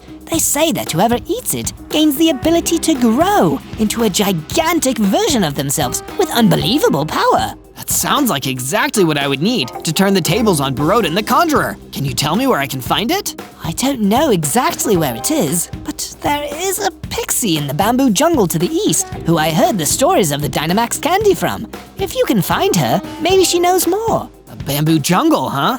I've been there before. I gathered all my best gear and went back towards the bamboo jungle, just like Wally the Wandering Trader suggested. It was a far journey for a Pikachu, but I was a little bigger and stronger than I was at the start of my Pokemon journey. But just because I was a higher level didn't mean the challenges wouldn't get tougher as well. The Vindicator standing in my way was proof of that. Not so fast there, Pikachu. You may be one of the world's most famous mice, but you're not getting past me. I guess you're not a Poke fan. Oh well, if you're gonna fight me, then I'm gonna win. Thunderbolt! I used my lightning strike to make a first impression, then hit the Vindicator several times with my iron sword. He tried to fight back, but my attacks were much faster. Ouch! Why does Pikachu always get what Pikachu wants? The Vindicator ran away to fight another day. I wondered if we'll end up crossing paths again. From day 32 to day 35, I continued my journey through the bamboo jungle until I was able to meet up with the pixie that Wally the Wandering Trader had mentioned. Hey there, I heard you might know about the Dynamax Candy. Oh, wow, you're a Pikachu. I'm a huge fan. I never thought I'd meet you in person. Well, in Pixie. Thank you, that's very nice. But I was hoping you could tell me about the Dynamax candy. Yeah, I know all about it. Can I have your autograph first? I feel like this conversation is going in circles. While I was trying to get more specifics out of the Pixie, we were interrupted by the sudden appearance of Broden the Conjurer. That's my Pikachu. Go make your own. Besides, it's a defective Pikachu anyway. I'm here to destroy it so I can make a better one. Both of us ran for cover to hide from him. Once I was hidden, I noticed that the Pixie was also in my hiding spot. It's too dangerous. You should get away from here while I distract him. No way. He just said he wanted to destroy you. That's a really rude thing to do to anyone, especially a Pikachu. I'll be fine. I've gotten away from him before. You should go to my base. We'll talk about the Dynamax candy there. I get to go to Pikachu's base? Woohoo! If you make it back there, I'll tell you everything I know about the Dynamax candy. Pixie flew away, leaving the area of the battle. Without having to worry about her safety, I could escape Broden the Conjurer on my own. Come out, Zozo. I'm going to destroy you. You'll have to catch me first. I fired a few lightning strikes at him to confuse him and ran for another hiding spot. Broden began to follow me, so I used a lightning strike on a different block of bamboo jungle to confuse him. Where are you hiding? Once he didn't know about my hiding spot, I used my Pikachu speed to flee from battle. From day 36 to day 39, I was back at my base, building a small nest for my new Pixie friend to live. Thanks for letting me stay at your base. As promised, I'll tell you everything about the Dynamax candy. I've been looking forward to hearing you say that. The Dynamax candy has been hidden for a very long time because its power could be devastating in the wrong hands. But the old spellcaster who hid it away wrote down its true location in his book of secrets. That way, if it ever needed to be used to defeat a great evil, there would be a way to retrieve it. That's exactly what I need it for. Where did this old spellcaster used to live? In the Blue Giant Taiga. His book of secrets should still be there. But be warned, no one who has gone to the Blue Giant Taiga has ever returned. I'm not just anyone. I'm a Pikachu. It should be no problem for me.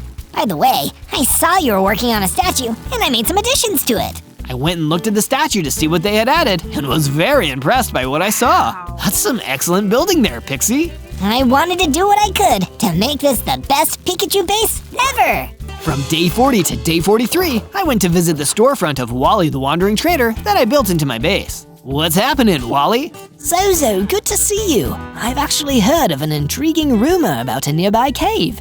It is said to contain a small fortune in diamonds. Whoa, diamonds! Having some of those would go a long way towards better gear. I better go check this out. Yes, but be careful. It is said that a Hydra has made its lair in the cave and is eating everyone who tries to take the diamonds. I went to the cave that Wally the Wandering Trader had mentioned, and just like he said, there were plenty of diamonds ripe for mining. Didn't he also say there was a... I heard the many heads of a Hydra roar as the monster showed itself. A Hydra! That's what Wally warned me about. At first, I tried using my sword, but then I remembered that Hydras can easily regenerate their heads. So I dodged back and tried my lightning strike.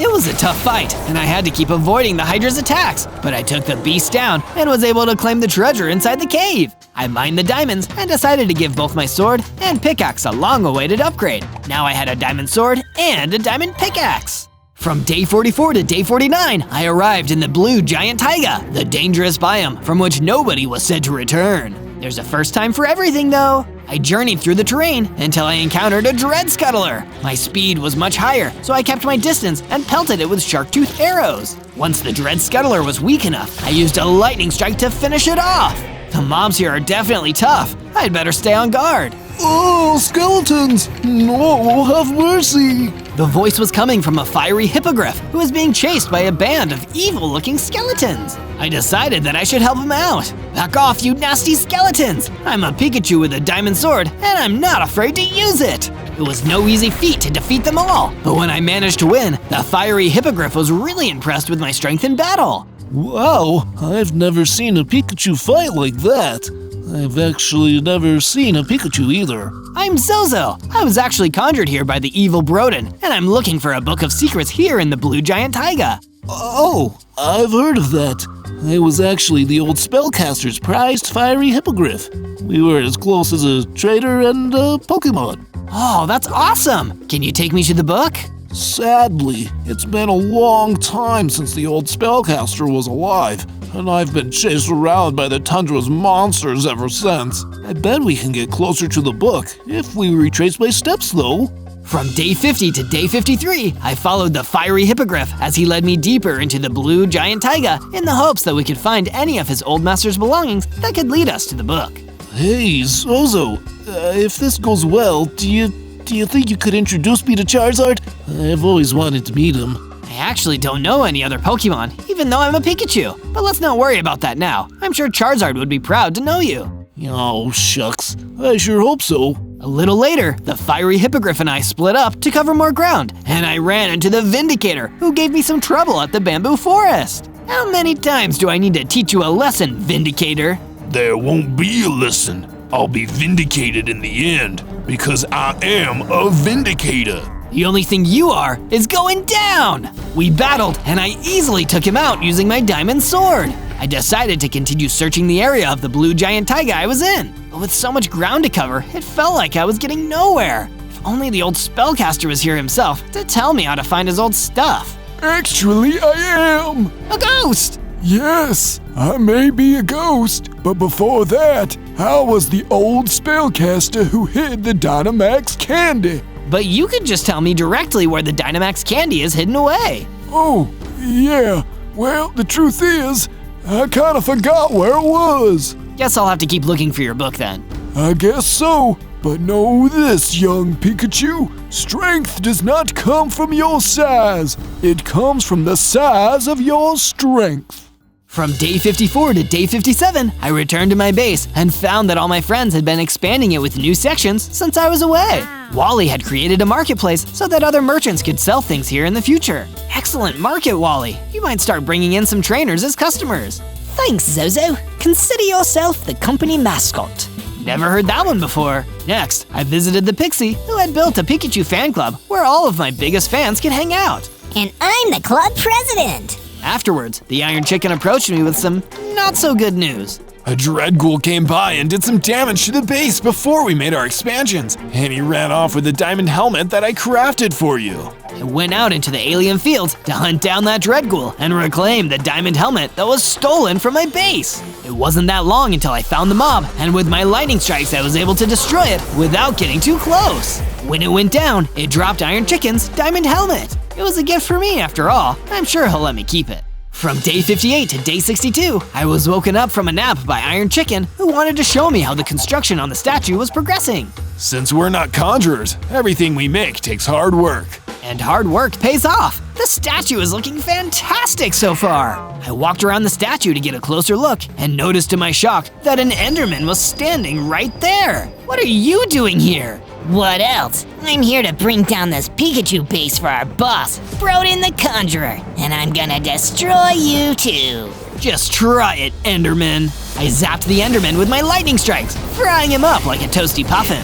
Who is next? I heard the other Enderman wreaking havoc across the alien fields, so I quickly rushed out of my base to deal with the Enderman menace. I defeated all the Endermen that had been attacking around the base very quickly by using my lightning strikes, and quickly searched inside the base to see if every one of my friends were still alive. Unfortunately, the Endermen had done their worst, and I saw Wally destroyed by an Enderman. The Enderman ran away, and I vowed revenge. From day 63 to day 66, I went back to the blue giant taiga in order to find the Book of Secrets. The sooner I can eat that Dynamax candy, the sooner I can defeat Broden and save everyone from his cruelty. After a lot more searching, I found the book pinned to a tree. I picked the book up and read what was inside. The Dynamax candy must be kept out of the clutches of evil because it could grant any being that eats it the ability to grow gigantic. Therefore, I am leaving it in the trusted care of my spellcasting apprentice, Broden the Conjurer. No, the Dynamax candy is with Broden. That's the worst place it could be. An Enderman ran up behind me, ready to fight. Somehow I knew it was the same one that had destroyed Wally the Wandering Trader. I got ready for a fight. So, you found the book. Too bad it won't do you any good. I learned plenty, Enderman, and I'm not scared of you or your boss. How adorable. Now suffer like your friend did. The Enderman attacked me with his long arms, so I countered with my diamond sword. I knew agility would be the key to winning this fight, so I circled around him and landed hit after hit. This is for Wally! Now that I had gotten revenge, it was time to pay the spot I was conjured into a visit. From day 67 to day 70, I went to the alien fields and found the enemy base in the form of a magical mansion. It was guarded by an Enderman, so I just knew that it had to be where Broden had been entrusted to guard the Dynamax candy. There was no sign of the conjurer himself, so I snuck in and began to search through the entire base. Because I was quick and nimble, I easily avoided all of the Enderman guards until I ran into a mutant Enderman who spotted me immediately. Hee. You can't hide from me, you defective Pikachu. I'm going to do what the others couldn't and destroy you once and for all. The mutant Enderman's attack were much stronger than the ordinary kind. If I didn't have my diamond helmet, I would have already been down for the count. I was losing hearts fast, and my electric attacks were barely doing anything to him. This is what my shark tooth arrows are for. I switched to my bow and hit the mutant Enderman with a bunch of arrows. Then I attacked with my diamond sword. Now I see why Broden has been having so much trouble with you. Don't take me lightly just because I'm a Pikachu. I began to use my lightning strikes again, and this time they seemed to be having an effect. I didn't let up on my sword either, and made sure this mutant Enderman felt the sting of every one of my attacks. You may have beaten me this time, but I'll end you next time. The mutant Enderman retreated. I guess just because he was bigger and more mutated than the others didn't mean he was anything to be scared of. From day 71 to day 74, I proceeded to the treasure room of the enemy base, now that the mutant Enderman was out of my way. I expected that the Dynamax candy would be there, but it wasn't there. Of course, Broden must have given up on his responsibilities a long time ago. The old spellcaster trusted him, and he turned totally evil. Not cool at all. Meanwhile, somewhere else in the base, Broden was laughing about the fact that I couldn't find the Dynamax candy. That foolish Pikachu thought I'd keep the Dynamax candy. I threw that thing out years ago. Who needs to guard the item that can defeat evil when you are evil? From day 75 to day 78, I made a swift return to my base and found that the Pixie and the Iron Chicken had done some more work on the base. Pixie had refurbished the shop where Wally the Wandering Trader had once sold his items and had made it into a Pokemon-themed gift store. Isn't this great? Now everybody who comes to visit the base will be able to have their own Pikachu merchandise. That's a really good idea. Wally would have wanted us to keep using his store. Iron Chicken's improvement was another form of defense. He reinforced the walls of the base to make them even more fortified. No Enderman is gonna get through this, Zozo. Actually, I think there is one who could get through. I better make sure he doesn't try anything funny. It turns out, I was right to suspect that mutant Enderman would try to break through our walls. We have unfinished business, and I intend to finish that business. Not if I finish it first. I let loose a barrage of shark-tooth arrows on the mutant Enderman, which did a lot of damage. You should have run while you had the chance. Pikachu! I used my lightning attack to weaken the mutant Enderman, then used my sword to deliver the final strike. I did it! My victory in the battle made me into an even higher level Pikachu with greater electrical power and speed. I could now perform a Mega Jump move that would get me free of any enemy's range of attack. And I've got 50 hearts now too! I also noticed that the mutant Enderman dropped a hint when he was defeated, a page that was ripped out of the Book of Secrets. The only place to dispose of the Dynamax candy is in the fires of the Badlands.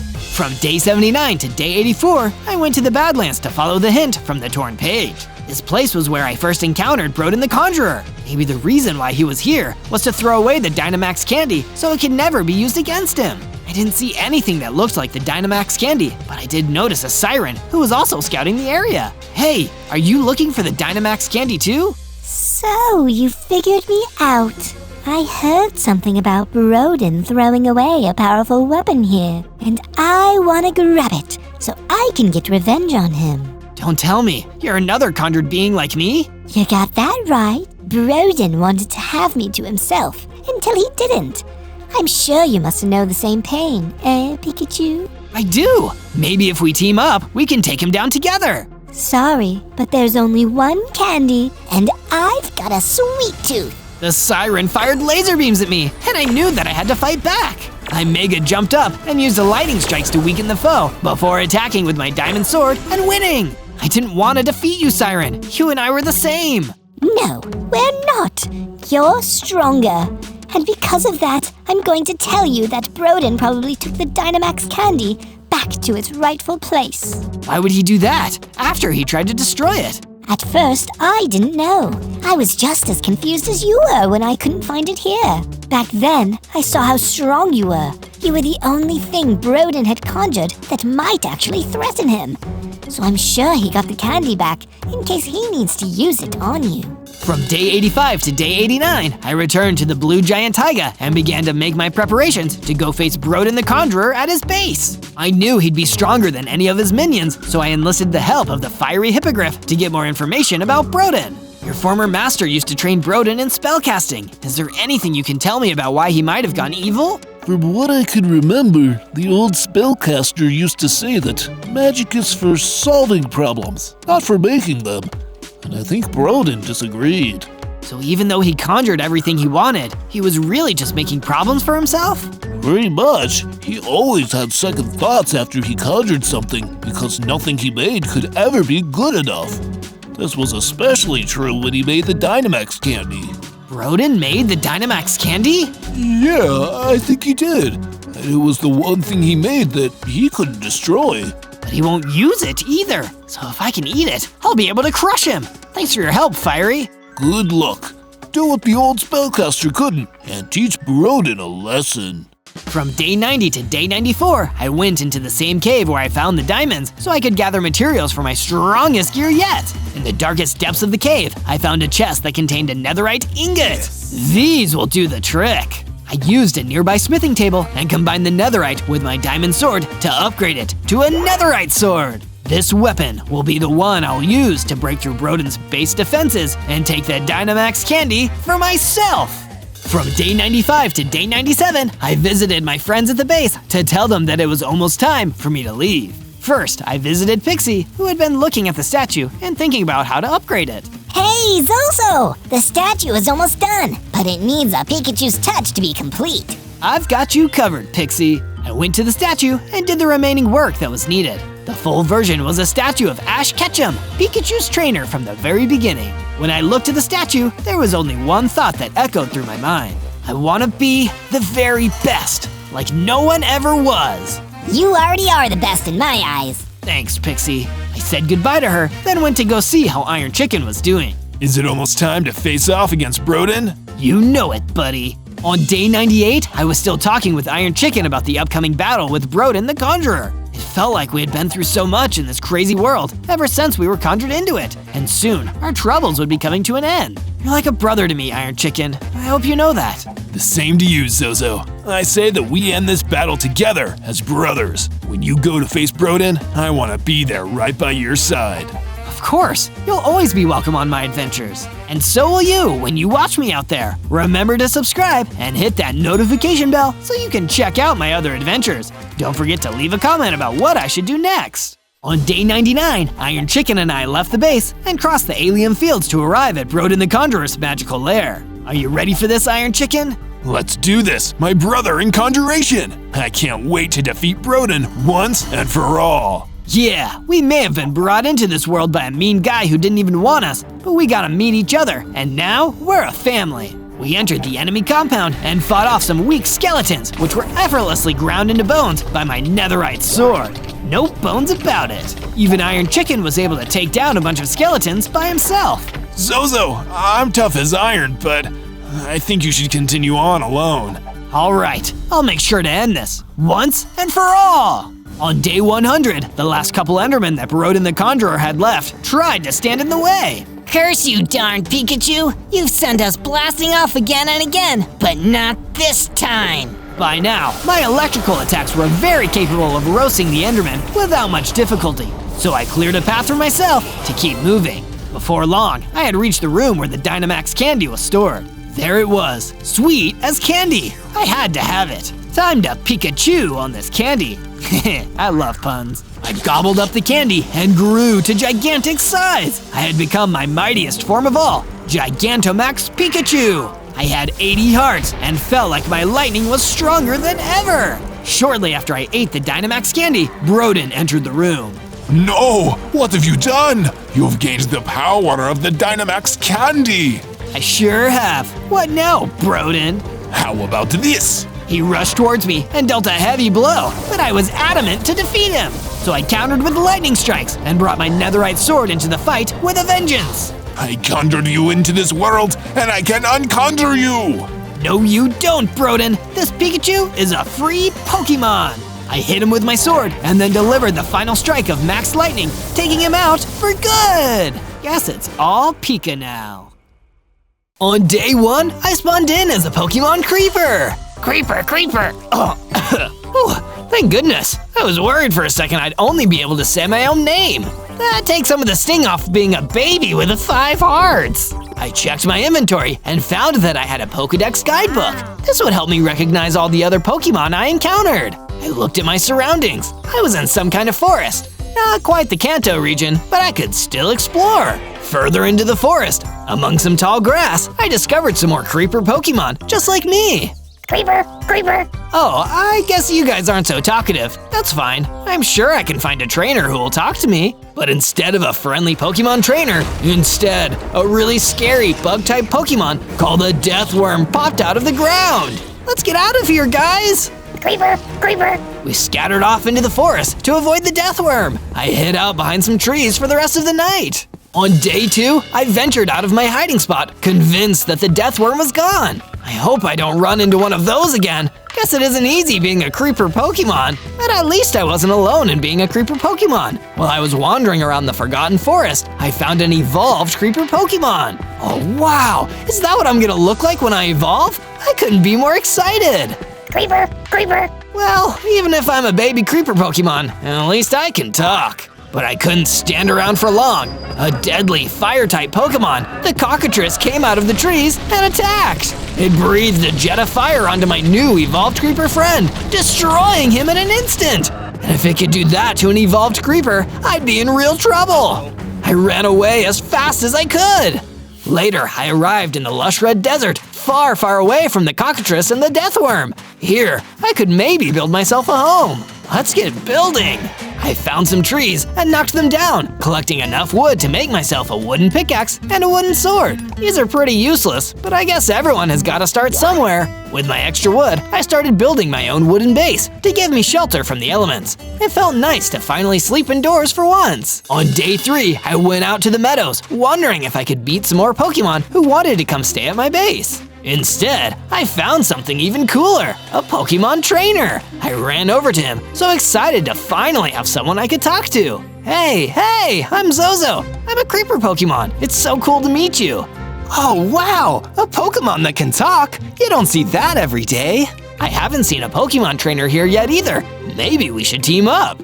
I'd love to, but I think I might need to become a more experienced Pokemon trainer before we can truly team up. But when I get there, I'll know where to find you. It wasn't exactly what I wanted, but it was a start. I started to head back to my base and used my wooden pickaxe to dig up a bunch of stone, which I used to improve my base and build myself a stone sword and a stone pickaxe. Before the day was out, a Pokemon called a Zoglin attacked me, and I was able to easily defeat it with my stone sword. After I defeated it, it dropped some rare candy on the floor, and I quickly collected it. This candy will come in handy later. From day 4 to day 5, I woke up and felt ready to eat that delicious rare candy I'd collected from the Zoglin the previous night. It's been a long week. I think I've earned a little treat.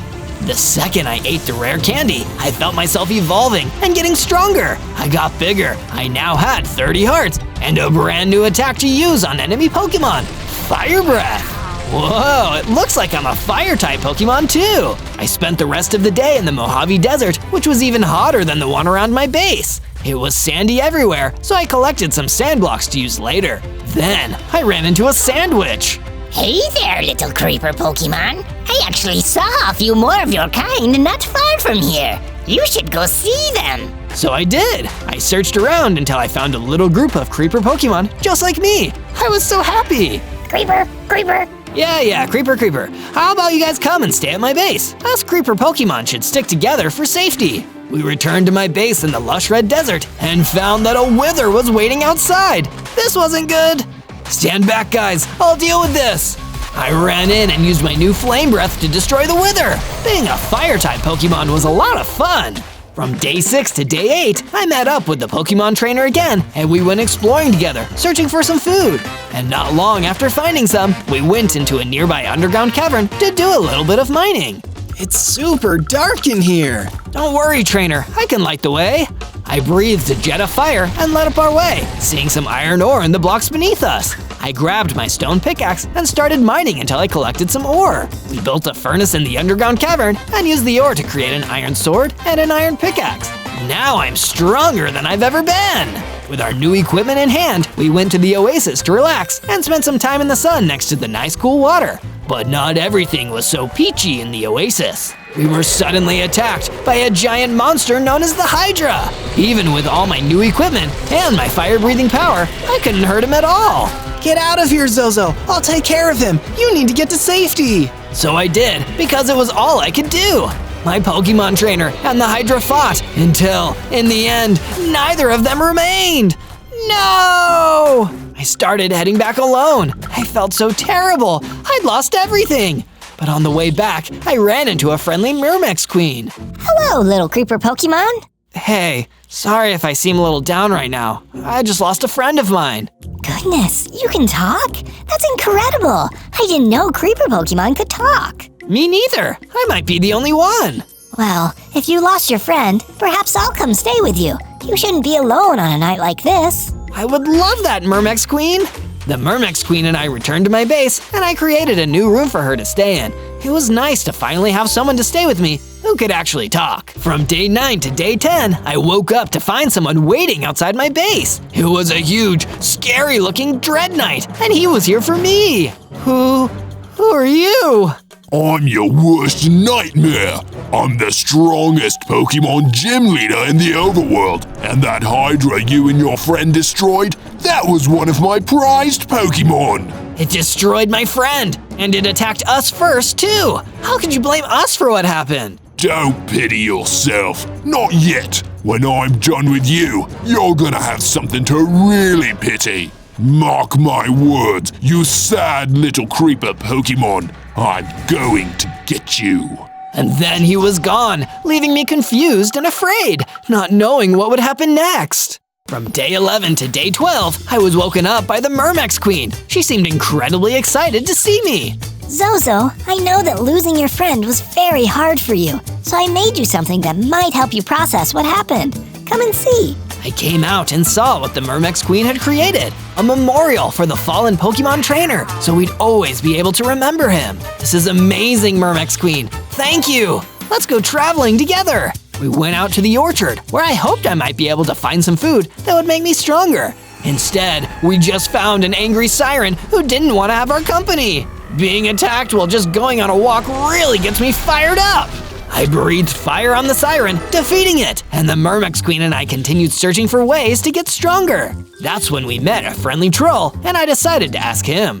Whoa, a talking Pokemon! That's exciting! If you want to get stronger, you can seek out Professor Oak. He's an expert when it comes to Pokemon, and I've heard he's got a clinic somewhere out in the meadows. Professor Oak? Now that sounds like an idea! I'll need all the help I can get to be strong enough to defeat the Dread Knight. Wanna come stay at my base in the meantime? Sure, that sounds like fun. We went back to my base with the troll, and I built a new room for him to stay in. I wasn't so lonely now. From day 13 to day 15, I went off into the meadows to seek out Professor Oak. If that Dread Knight guy really was after me, I needed to get evolved as quickly as possible. While traveling through the meadows, though, I got attacked by a terrifying dragon-type Pokemon, the Lightning Dragon. There's no way I'm ready to face that thing. The Lightning Dragon was heading straight towards me. I tensed up and prepared to get destroyed, when suddenly a huge energy blast struck the side of the Lightning Dragon, defeating it and saving my life. When I turned and saw who fired the energy blast, it was just a tiny little pixie. I immediately ran over to thank her. You saved me there. I'm Zozo, and I'm so grateful for the help you gave me. If there's anything I can do, please let me know. I'd always do whatever I can to help out a kind stranger. But sadly, I used up the last of my magical power to defeat that dragon. Do you think you could go and defeat the ghost-type Pokemon who's been haunting the meadow? After the way you saved me there, it's really the least I could do. I traveled further into the meadow until I saw the spooky ghost type floating around. Thankfully, the undead hate fire, and with my fire-breathing power, I was soon able to defeat it. This ghost is toast! I then returned to the pixie to give her the good news and ask her if she knew anything about Professor Oak. Thank you for the help, Zozo. Professor Oak is out of town on a research trip at the moment, but he'll be back in a week or so. Thanks for the heads up. At least I was able to help here in the meantime. With that valuable info, I turned and started heading in the direction of my base. From day 16 to day 19, I returned to my base, only to find it was being attacked by a deadly Gorgon. I saw the friendly troll who told me about Professor Oak running at her, trying to defend the base. But it was hopeless. She destroyed him in one hit. No, Mr. Troll, you monster! I ran in to battle the Gorgon for what she'd done. I tried to hit her with my sword and my flame breath, but neither seemed to have an effect. She just laughed at me. You sad little creeper Pokemon. Is that all you've got? Wow, the Dread Knight is wasting his time even sending me to destroy you. I've got better things to do. Later, loser. With that, the Gorgon left, leaving me in the ruins of my base with another friend gone. At least I still had the Mermex Queen, and she came to comfort me. Don't worry, Zozo. We'll get back at them. And in the meantime, we'll repair the base and build back better. I took the time to extinguish the fire around my base. Then, I returned to the underground cavern, mining more materials so I could make myself some iron armor. I can't afford to be unprotected right now. By the time I got back to my base, I found something exciting. The Mermex Queen had invited over a bunch of Mermex workers. They'd not only built a whole barracks for them to all live in, they'd also built a watchtower for us to keep a lookout for any more of the Dread Knight's henchmen. I ran over to the Mermex Queen to thank her. This is amazing, Mermex Queen. It's starting to really look like a base here.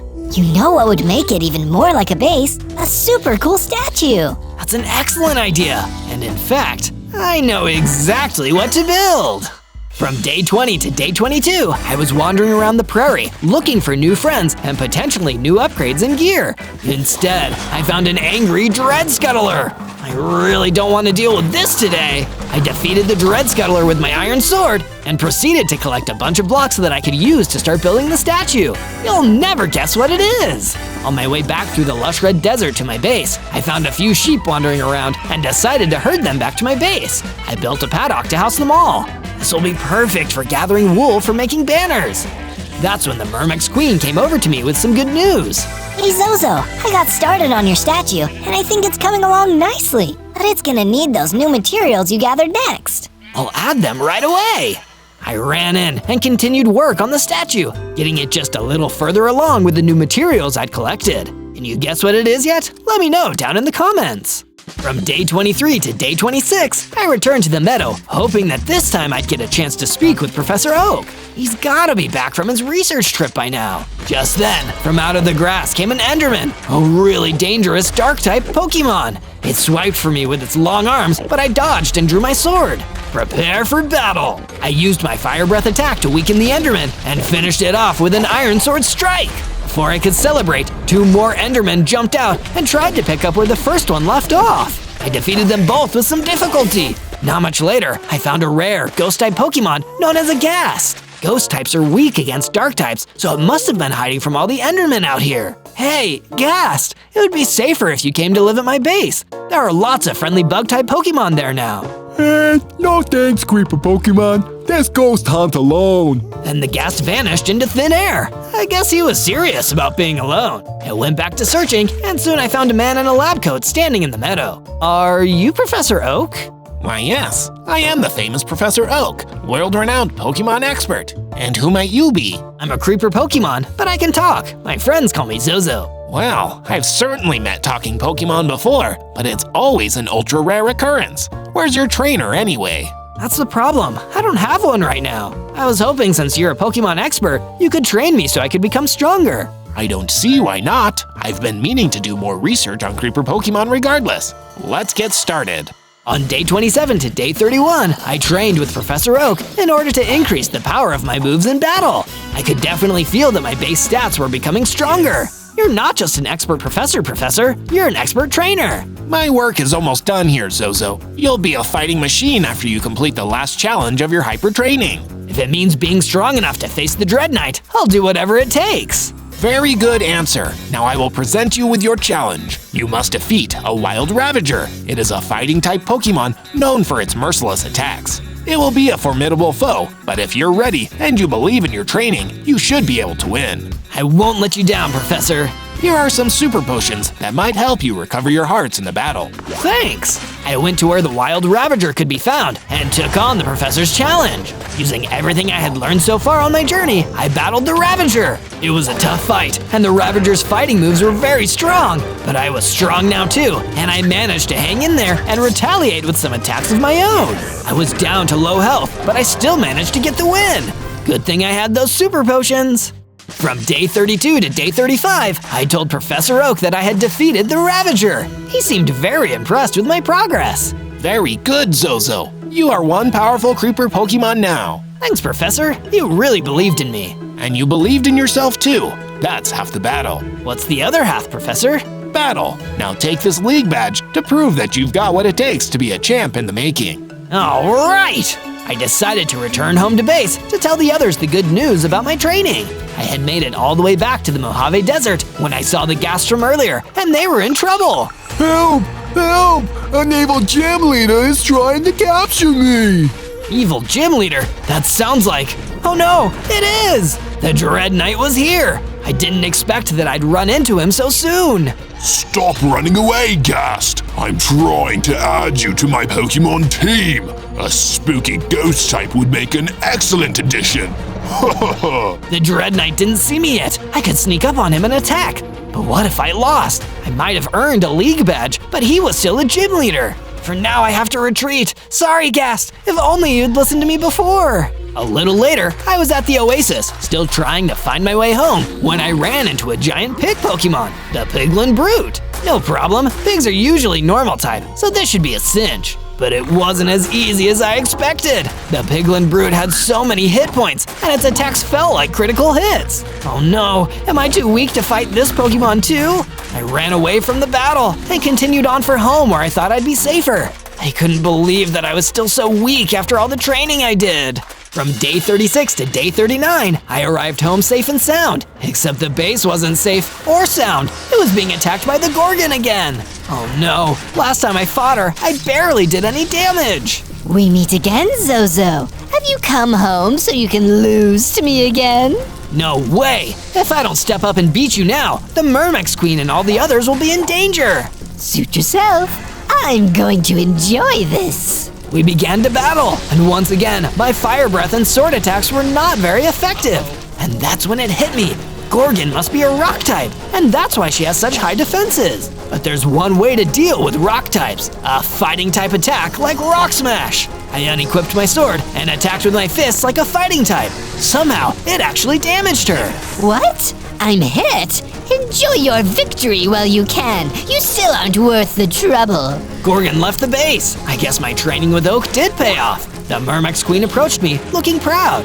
Zozo, you're back, and not a moment too soon. I just heard there was a power bracer in the lush red desert. If you could get it, you'd be able to upgrade your attack power to the next level. That sounds like just what I need. We should go find it. I took Myrmex Queen with me, and the two of us went to the lush red desert to search for the power bracer. We didn't get far before we encountered another wild cockatrice. They must be really common for fire types. There was a villager in danger of getting scorched, so I stepped in to help out, striking the cockatrice down with my sword. Thank you for protecting me. You're one friendly Pokemon. Here's a map to the beach where you can find some treasure. Gee, thanks. We said goodbye to the villager and kept searching through the desert. We found the power bracer without needing to worry about another fight. Great job, Zozo. Now let's return to base and get it equipped. I got excited and I tried the power bracer on. It fit like a glove and I could feel the power already. We went back to our base afterwards. From day 40 to day 43, the Myrmex Queen and I decided to do a little bit more traveling.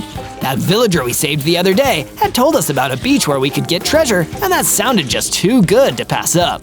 The map we were given showed us the way to where the treasure was. We decided to take a route back through the Forgotten Forest, and that's where we encountered some more Ghost-type Pokemon, a horde of skeletons. Hasn't the Dread Knight been catching Ghost-type Pokemon? I'll bet these are his. They can't beat us if we work together, Zozo. Together, the Mermex Queen and I reduced the Dread Knight skeletons to a bunch of bones. With all the upgrades I had gotten, it was no sweat. It looks like there was one we missed, and it's getting away. But I guess running from stronger Pokemon is what you'd expect them to do. We made our way out of the Forgotten Forest and into a rocky beach. This must have been the place where the treasure was. Sure enough, there was an open mining pit with a whole bunch of diamonds, ripe for the taking. Sweet! From day 44 to day 49, I was back home at my base, doing some training exercises by myself when Mermex Queen showed up. Hi, Mermex Queen! Hi there, Zozo. I've done a bit more of my part to the statue. Do you mind adding some details to it when you get the chance? Sure, I can actually do that right now. I went to the statue and began to add some special blocks in order to really make it look good. You can almost tell what it's going to be now. It'll be really exciting when it's complete. I worked on the statue for a bit longer before I noticed that a traveling trader had come to provide us with some hyper potions for the price of some emeralds. These are some quality potions. You can trust me. Better than super potions, that's for sure. We were running very low on healing items. I didn't have any emeralds on me, but luckily the queen had some and brought them from storage. That should do it. I bought the potions and thanked the trader for his service. The base was attacked again, right after he left by another dark Pokemon, a Wither. Good things I've been practicing my fighting moves. Hi-ya! Take that, evildoer! The Wither was defeated, but I knew I had to make sure the base was more defensible against enemy attacks.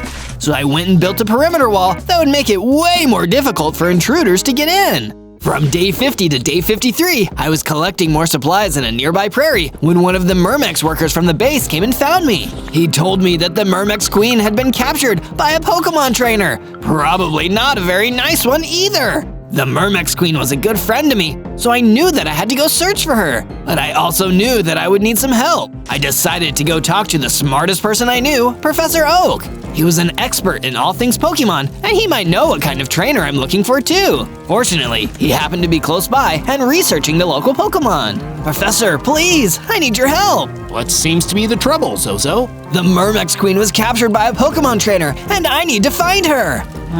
That is rather troubling. I would suggest looking for the bug catcher. He's the kind of trainer that specializes in capturing bug-type Pokemon. That sounds like it's worth a shot. Thank you, Professor. The professor had given me a clue I could use to possibly find my friend. I would save her no matter what, even if I had to fight more skeletons. Speaking of, oh boy! There were some more of the Dread Knight's ghost-type skeleton Pokemon hanging around, but at this point in my journey, battling them wasn't much of a challenge. This time, I defeated every one of them all by myself, and one of them dropped another rare candy. I had better hang on to that for later. From day 54 to day 57, I was in the Mojave Desert again, searching for the bug catcher who might have captured the Mermex Queen. The bug catcher took my friend. They must be the worst. And as if on cue, the Dread Knight jumped out. I wouldn't say that. After all, they can't be worse than me. I'm the worst of the worst. Dread Knight, what are you doing here? I like tormenting you. Everyone knows that it is always best to capture a Pokemon when it's weak. Not as weak as I used to be, and now I'll show you! I gave the Dread Knight a few good hits with my sword. He didn't seem to be that hurt by it, but I could tell I was doing a bit of damage. You do have some fight. I guess I'll have to weaken you a bit more before I capture you.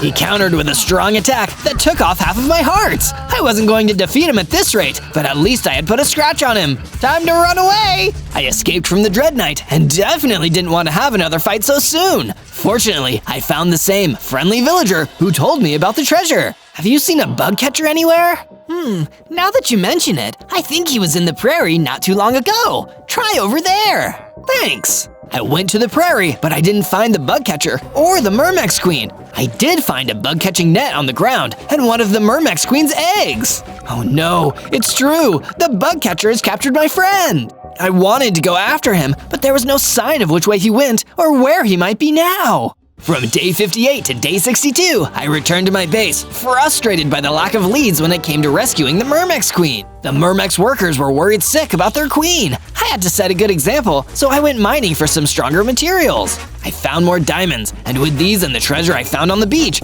I was able to create a diamond helmet and diamond boots. With my remaining diamonds, I crafted a diamond sword to match my armor pieces. I knew they'd be much more useful if I enchanted them, so I built an enchanting area into the base so I could do just that.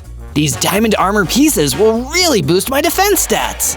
I went back out searching for materials because items are just as important in Pokemon battles as abilities are. The underground cavern I was exploring was dark and full of rock and ground-type Pokemon. It also had a hidden treasure in the form of a battle axe. I gave the axe a few swings, and I could already tell how strong it was. I could do some really damaging moves with this thing. The battle axe worked really well on the rock types in the area, so I know it would prove effective on Gorgon too. I returned above ground to base and found that the Ghast was waiting for me. I have escaped to the Dreadnought, and I have some news for you. What kind of news?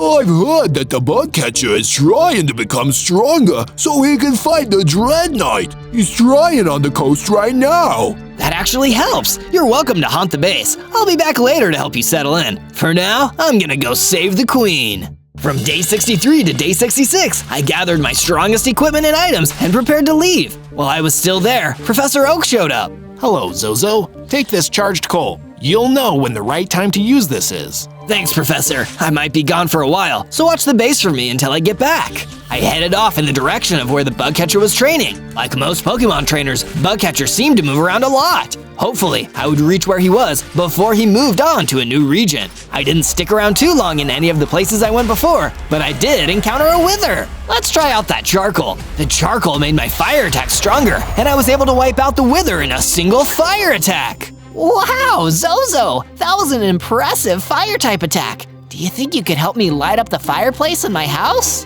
What are friends for? The villager showed me his cabin at the oasis. I lit the fireplace up so that he could get comfortable and stay warm. That was really helpful. I'll sure to do something nice for you next time, friend. From day 67 to day 70, I found the Bugcatcher on the rocky beach, and the Myrmex Queen was with him. It looked like they were both in the middle of a Pokemon battle with the Dreadnought skeletons. Myrmex Queen, I traveled all this way to save you from the Bugcatcher. Zozo, a friendly face! Give me a hand dealing with these skeletons! I swung my diamond sword over and over at the skeletons, destroying them one by one. I am the Creeper Pokemon! Fear me! While Myrmex Queen and I battled, some of the skeletons snuck up behind the Bugcatcher and took him out. Well, so much for that trainer. Didn't he capture you? No, I went with him to try and train to fight Dreadnought on my own. You were training, like me? I thought I could solve your problem for you, but I'm sorry for worrying you. We're back together, and that's what matters. Nothing can keep friends like us apart. Now let's take apart the rest of these skeletons. With our combined strength, Myrmex Queen and I finished off the skeletons. The last one to fall dropped a spell tag, an enchantment which gives ghost-type power to items. I should use this later. From day 71 to day 74, I returned to the base with Myrmex Queen. We were greeted by Ghast, who had decided to stay after all, and had even built a place for himself. Looks like the rescue mission worked out. Sure did. The Myrmex workers have their queen back now, and it looks like the base is now feeling a lot more like home. Thank you for letting me live here, even though I said I didn't want to at first. Do you want to see the place I built? Sure thing. The Ghast took me to his ghost-type Pokemon room. It was full of spooky things and sort of made me want to eat candy. This looks awesome! Professor Oak has also decided to move his research lab into the base. You should go see. Sure enough, Professor Oak had created a place for himself inside the base. I'm going to get so much work done here. Your base is very advanced, Zozo. Wow, everyone has really stepped up their crafting game. I'd better do the same. I went mining for some more diamonds to complete my set of diamond armor and tools. I used the spell tag that the skeletons dropped to enchant my diamond sword with ghost-type energy called Lifesteal. When it was finished, I went to the outside of the base where the villager was waiting for me. Hey, Zozo! I decided I'd come over and say hello. Hi, villager! From day 75 to day 78, I followed the villager back to his cabin at the oasis. I had a feeling he was going to repay me for that time I helped him. Here, Zozo, I have a gift for you because you've been so nice to me. I knew it! I mean, thanks! It's a moonstone. Try holding it and see how your power evolves. Oh, super awesome! I held the moonstone and instantly learned some more powerful moves to use in battle. I went outside and battled a few cockatrices to test out my powers. My fire breath had leveled up into a fire blast attack. Even fire types can't take the heat now. From day 79 to day 84, I made some minor improvements to the base. Now that everyone was calling it home, I had to make sure that everyone was taken care of. There were some spare materials lying around, so I crafted a set of iron armor for the Myrmex Queen. Wow, thanks, Zozo. I guess I'm a bug type and a steel type now. You've always helped me in battle, but now you'll have stronger defenses for when we fight the Dread Knight's stronger minions. I'll do my best in our next battles. Thank you for thinking of me. After I finished talking with the Mermex Queen, I realized that improving the base had left me short of some key materials, so I went searching for them. While I was out in the Rose Fields, I encountered a familiar, unfriendly face. It was the Gorgon! Your armor and weapons have changed, but you're still weak. What do you know, Gorgon? I know a lot more than you do about everything, including what Dread Knight is going to do next. What is he gonna do next? He'll become a Pokemon Master, of course. An evil Pokemon Master. Once he's done trying to capture weaklings like you. You can call me weak all you want, Gorgon, but I don't need to prove anything to you. I'm going home. From day 85 to day 89, I left the Rose Field and returned to my base, where the Dread Knight was lying in wait. Gorgon told me I needed to end our little cat and mouse game, so I've come here to capture you once and for all. If it's a battle you want, it's a battle you'll get. The Dread Knight attacked with his usual opening move, but I was ready for it, so I dodged. I struck him back with my ghost-enchanted diamond sword. It seemed to deal some real damage. A ghost weapon? Well, that's new. Guess I don't need to hold back. His next strike was a brand new move I had never seen before. It left me completely defenseless. Oh no, what should I do? Then I remembered I was still carrying the charged coal that Professor Oak gave me. Maybe if I used it correctly, I could evolve. The last time I needed a rare candy for that, and I have one. I know, I'm gonna use them both at once. I activated the rare candy and the charged coal together, and suddenly I evolved into a brand new creeper Pokemon form with 80 hearts! Evolution? And so strong as well? I believe we have a battle to finish! Some other time, Zozo. The Dread Knight deployed his skeleton minions and ran away, but I was eager to test out my new powers on the Horde. I had a new signature move called Falling TNT, which dropped exploding TNT blocks on enemy Pokemon. Those skeletons were dust, and the base was completely safe. From day 90 to day 94, Mermex Queen had almost completed the statue that she had been building the entire time.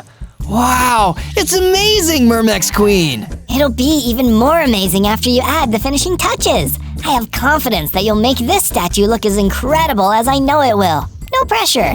It took a lot of materials, and I had to mine for more several times, but in the end, the statue stood triumphantly over the base. It was a statue of Arceus, the mightiest and most ancient creator god of all Pokemon. I am humbled to be in your presence, Arceus. Next on my list of things to do was help Professor Oak become stronger so that he could help me fight against the Dread Knight. I decided to give him a potion of strength. Thank you. And speaking of potion, you should go get some more healing potions from that merchant. We have a few more emeralds, and that should be enough to seal the deal. Good idea, Professor. This time I purchased Max Potions, the strongest form of healing potion available. From day 95 to day 97, I went back to the Rose Fields where I met Gorgon that one time. Her taunting distracted me, so I wasn't able to search the whole biome for materials.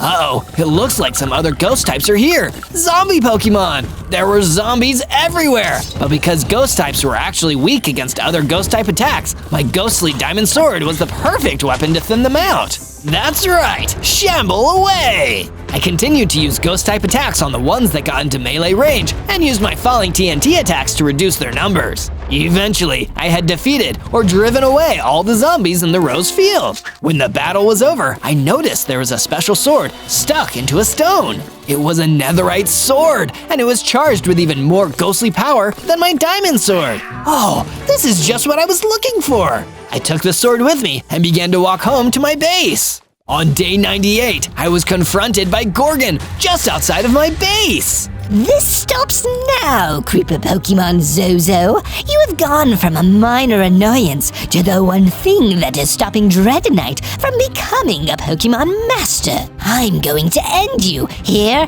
and now for his sake. Well, it was nice knowing you, Gorgon. What? I'm feeling like a one-hit KO! I drew my fighting battle axe, knowing it would be super effective against Gorgon, and with one single slash, I defeated her! Critical hit! Now that I'd defeated Gorgon, I knew the battle with Dread Knight would be coming, so I built the perimeter wall a bit higher and gathered my max potions. Has the time arrived for you to face your destiny, Zozo? I don't know about destiny, but I'm definitely ready to take down the Dread Knight. Then allow me to come with you. That way I can record what a fully evolved creeper Pokemon looks like at its most powerful. After you win, of course. And I will! The professor and I left the base, and soon we were on the road to the Dread Knight's evil Pokemon gym. This had been quite a journey, and if you want to see more of my adventures, remember to search ZOZO to find more videos and subscribe so you can always know when I upload next. On day 99, we arrived at the Red Rock Highlands, which is where we found the Dread Knight's evil Pokemon gym. The challenge will begin as soon as we enter his lair. Are you still ready to face him, Zozo? From the moment I spawned into this world, I knew I'd have to fight. I'm ready as ever, Professor. Then let's head inside. Suddenly, the Professor and I were ambushed by more of the Ghost-type skeletons. Not these guys again! They surrounded us. These must have been the highest level Pokemon that the Dread Knight has. I could handle them myself, but Professor Oak was a professor, not a Pokemon. He was in serious trouble. Go on, Zozo. This may look like a troublesome situation, but I'm Professor Oak. I've seen far more rare and dangerous Pokemon than this and survived. The only thing that is different this time is that I don't want to slow you down. Professor! Go! I'll manage somehow. Go defeat Dread Knight. He must not become an evil Pokemon master. I didn't want to leave the professor, but I could tell that he was serious, so I braced myself and ran directly into the gym where I would soon come face to face with the Dread Knight. On day 100, I was face to face with the Dread Knight. Oh, it's you, Zozo. No more running, Dread Knight, for either of us. No matter who wins or loses, this will be the last battle that we ever have. I'm not backing down. A Pokemon cannot hope to stand against a master. I will show you the true meaning of fear. You don't have a ghost of a chance against me. No more puns either. We clashed weapons, and I was glad that I brought my netherite sword. It was the perfect weapon to use in this battle. I was able to make the Dread Knight move back out from melee range and launch my Fire Blast attack. Now that had to hurt. It's not very effective, you foolish creeper Pokemon. Rats! I thought I had him. I'm going to use my own signature move now. See if you can dodge it. The Dread Knight created a Shadow Ball, even more powerful than his skeleton guards, and he launched it straight at me. I dodged out of the way, knowing that one hit from that would KO me. Say goodnight, Zozo. Get it? Because I'm a knight. That's your worst pun yet, Dread Knight. It was Professor Oak. He had come to help. He threw a Pokeball, and instantly it absorbed the Dread Knight's power. Now's your chance, Zozo. He could only use that move by becoming a ghost type himself. Strike him down. Right. Take this, Dread Knight. I delivered the final blow with my netherite sword. With the battle finally over, I was a free Pokemon. Oh, I guess Professor Oak would be able to come up with quite the Pokedex entry for this creeper Pokemon. On day 1, I spawned into a beautiful cherry blossom forest as a creeper. Oh, wait! Why does my stomach hurt? I guess I must be a hungry creeper, and a baby hungry creeper at that. Lucky for me, there seem to be lots of apples laying around the forest. That must be why there are so many capuchin monkeys hanging around. Would you guys mind sharing some of your apples with a hungry creeper like me? I'd really appreciate it. That's when I saw a big, scary Skeleking striding towards me out of the trees, and he looked like he really meant business. Not so fast, kid. These apples don't belong to these goofy little monkeys. They belong to me, Skeleking of the Overworld. Oh, well, can I please have some apples, Your Highness? My name's Zozo, and I'm so hungry. Sure, if you can pay up some emeralds, nothing in this world is for free, kid. I don't have any emeralds. Then we have nothing to say to each other. I'm sick of all you freeloaders thinking you can enjoy my food for nothing. Within 100 days, I'll make sure that nobody can get a single morsel without paying through the nose for it. I'll never let you get away with that. It's not fair on all the hungry people who don't have emeralds. Well, I guess I'll just have to destroy you then. Sorry, kid. Gotta make an example out of people sometimes. The Skeleking unleashed an energy blast. I ran away as fast as I could, but it was already too late for the monkeys and the apples. The blast took them all out. The blast also took me down to 2 hearts. I ran as fast as I could. I needed to defeat the Skeleking within 100 days, or everyone would go hungry. On day 2, I reached the Sika Woods and stopped for a minute to catch my breath. I could still feel my stomach growling. I wish I'd been able to eat at least one of those apples. But while I was still catching my breath, I got ambushed by some armored skeletons, and something told me that they probably wouldn't have any food for me. Hey, it's that freeloader the Skeleking told us about, boys. We'll teach him to try scrumping our Supreme Ruler's produce. Attack! The armored skeletons ran towards me, and all I could do was run away. It's not like I had a weapon, and even if I did, I probably would have been too hungry to fight. Eventually, I managed to lose them. Being in this world was already exhausting. And if I don't find a snack soon, I think I'm gonna pass out. That's when a cassowary approached me. From how slowly she walked over, it seemed like she was nervous. You're not with the Skeleking, are you? Gosh, no! I was just running away from him and his minions. I'm Zozo. What's your name? That's a relief. I'm Cassie the cassowary. You look hungry. Come with me. I know someone who can fix you up some free grub. Thank you! That's the best news I've heard all day! On day 3, Cassie the cassowary took me to a cozy little cabin in the middle of Sika Woods. That's where I met the cabin's owner, a friendly straw golem named Stefan. My word, you poor little creeper. You're all skin and bones. How about I give you some of this nice bread? It's fresh out of the oven. Stefan gave me some tasty bread, and it helped fill up my hunger bar. A little bit anyway. Seems I really was a hungry creeper through and through. Thank you, Stefan. I really needed that. I don't understand why the Skeleking doesn't just let people eat when they're hungry. He'd make a lot more friends that way. Ah, Zozo. But you see, the Skeleking doesn't care about friends. All he cares about are jewels and riches. As a skeleton, he doesn't even need food. He just hoards it for his own benefit. That's awful! How can we stop him? We can stop him by fighting back and making sure all the hungry are fed without having to give in to the Skeleking's evil demands. Making a base would be a good start. Good idea! Thank you again, Stefan. We said our goodbyes to Stefan, and then Cassie and I set off deeper into the Sika Woods. It was time to start building a base. From day 4 to day 5, we started the construction project. Of course, before we could do anything else, we needed tools. That's why I broke down a tree and made myself a wooden pickaxe, which is good for only one thing, mining enough stone to make myself a full set of stone gear, including a stone pickaxe and a stone sword. Finally, I can deal some damage and start building a cool base. I used my pickaxe to harvest more stone and used a stone axe to chop down some more trees, giving me more wood to build with and more space for the foundation of my base. Looks like I'm getting the hang of this. Using all the materials I gathered, I started building a pretty basic starter base with a room for me, a room for Cassie, and a common area to hang out together. When it was done, Cassie and I took a second to appreciate it together. It's not much, but it's a start. I think it looks awesome, Zozo.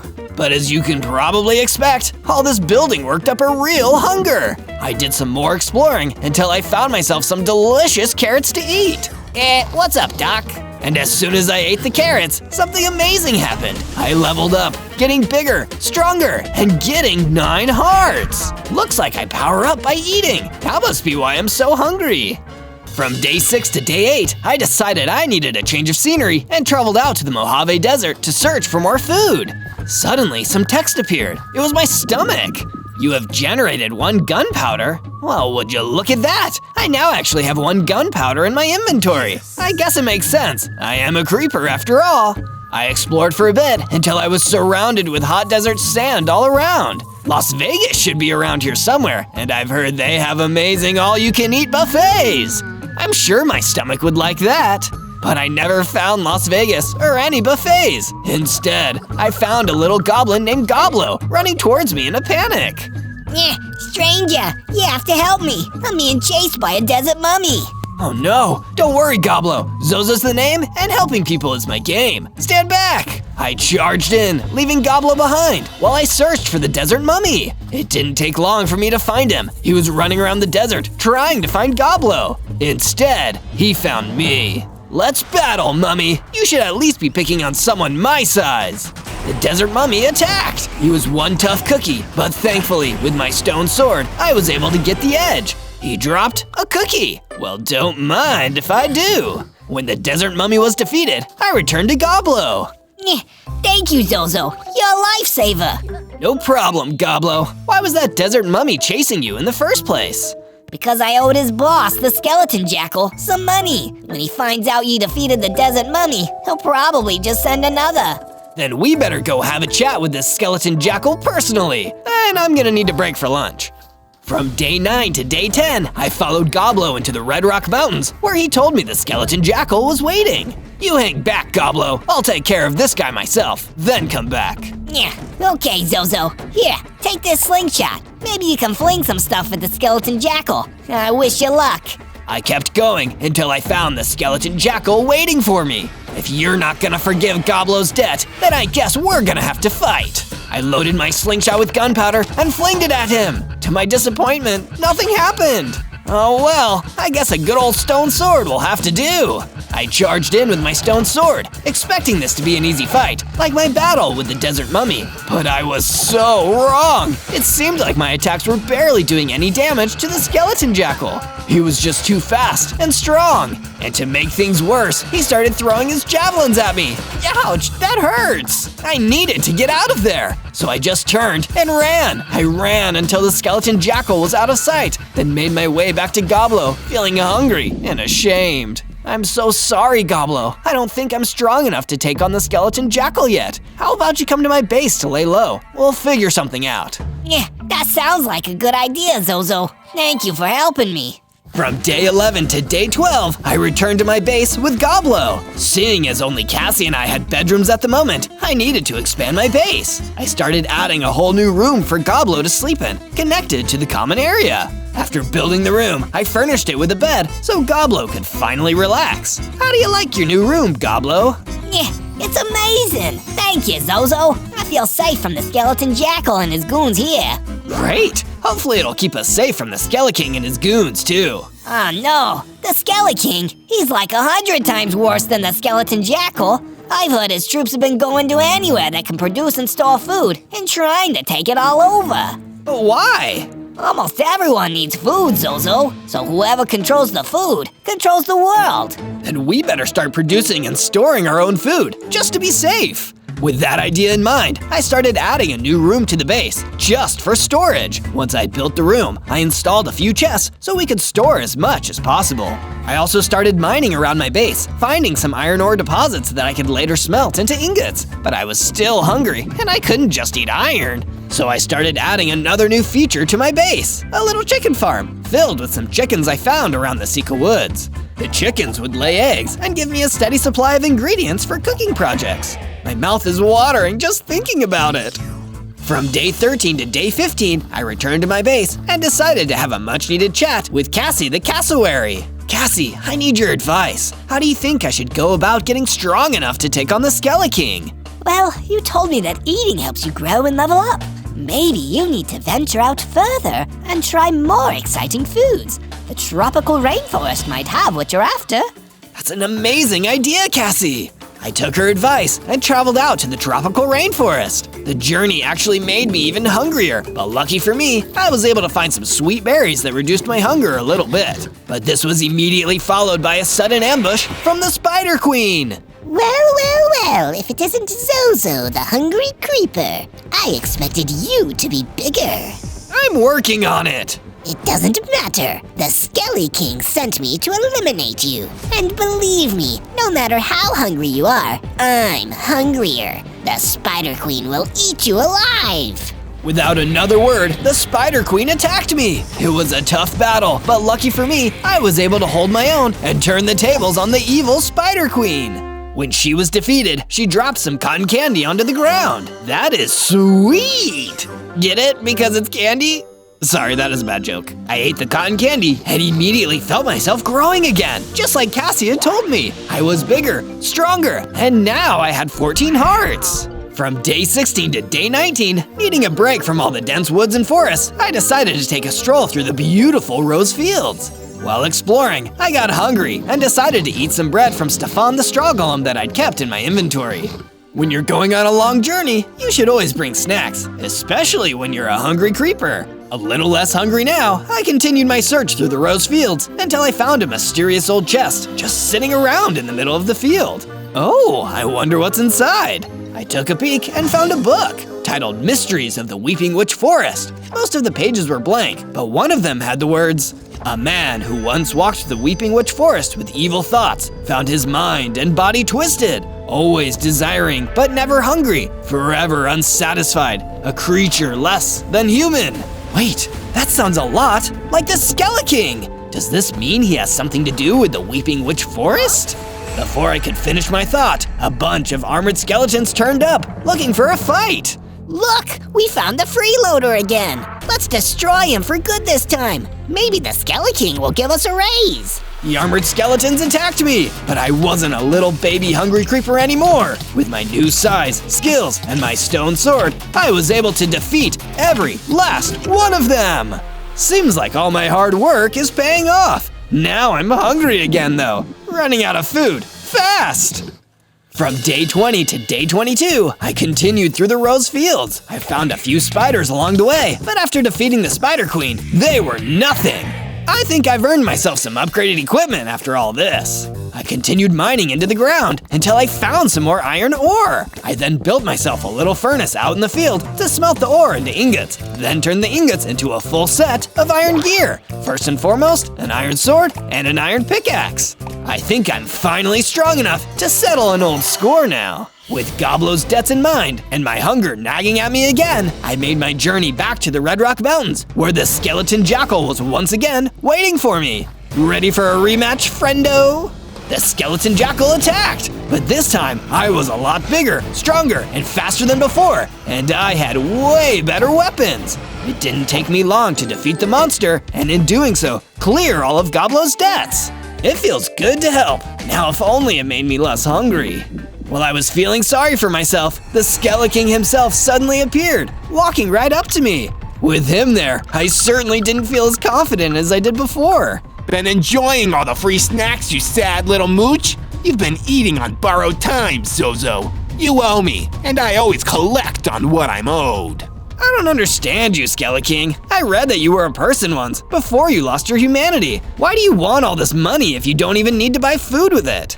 To need is weak, and to want is powerful, Zozo. What you have is hunger. It's a sign of your low status. What I have is ambition. Perhaps someday you'll understand that, but I don't expect you to live that long. Mark my words, your days are numbered. And with that, the Skeleking disappeared, and I was alone in the Red Rock Mountains with a grumbling stomach once again. From day 23 to day 26, I tried to ignore my grumbling stomach as I returned to my base. I really wanted a snack, but first I had to give Goblo the good news. I found him chilling at the fireplace. Hey, Goblo, guess what? What is it, Zozo? I took care of that skeleton jackal, so he won't be sending his goons after you anymore. That's amazing. Thank you so much for your help. No problem. Now we don't have to worry about any more of those creeps coming after you.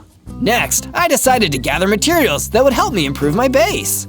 Also, I wanted to see if I could rustle up another snack.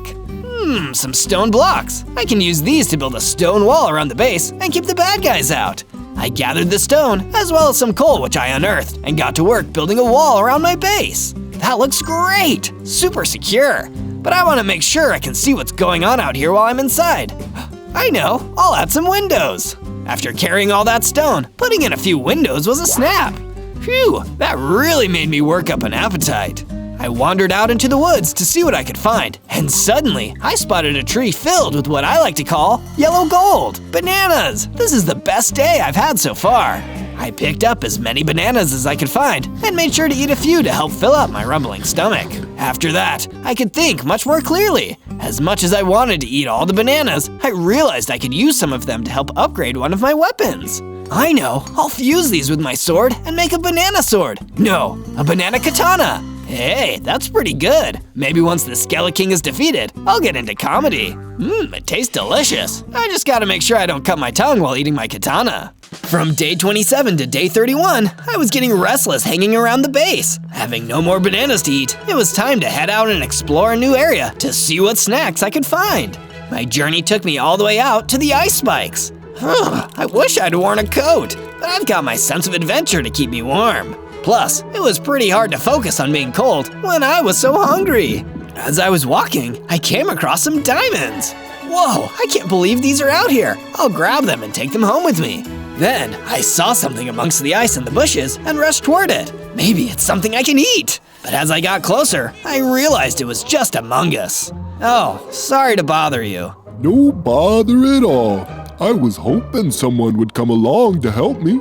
I took a stroll away from my home in the mushroom fields, and I'm afraid I'm hopelessly lost and getting colder by the second. Well, you can warm up at my base if you want. Follow me there. Oh, thank you. Please, take these cookies as a token of my thanks. Sweet. Yes, exactly. I showed the mungus the way back to my base, but we were both still shivering from the cold. We need a bigger fireplace. I quickly upgraded our existing one, and before long we were warming ourselves up by the fire and munching on cookies. This is the good life. Just then, Cassie the cassowary approached us. Zozo, I need your help. It's Stefan. He's in trouble. We have to go now. From day 32 to day 35, Cassie and I headed to Stefan's cabin in the Sika Woods to see what was going down. Cassie sounded pretty upset, so I knew it was probably pretty bad. When we arrived, I saw why Cassie was so freaked out. The place was swarming with armored skeletons. Zozo, thank goodness you're here. These brutes have been tearing my cabin apart. Don't worry, we'll stop them. I drew my banana katana. I've got my banana katana, so you guys better split. I didn't have time to laugh at my super funny joke. I had to get to work fighting these guys off. There's so many of them. What do we do? We do our best. One of the armored skeletons came at me, but I managed to get in a good hit with my weapon before he could get me. We were so caught up in the fight, we didn't notice the two skeletons that knocked Stefan to the ground. Oh no! I tried to help him, but it was too late. Stefan was gone. You'll pay for this! My anger gave me the strength I needed to finish the fight, and with Cassie offering moral support, we defeated the rest of the armored skeletons. I sadly approached the remains of the straw golem. This is all my fault. I bet these guys were working for the Skeleking.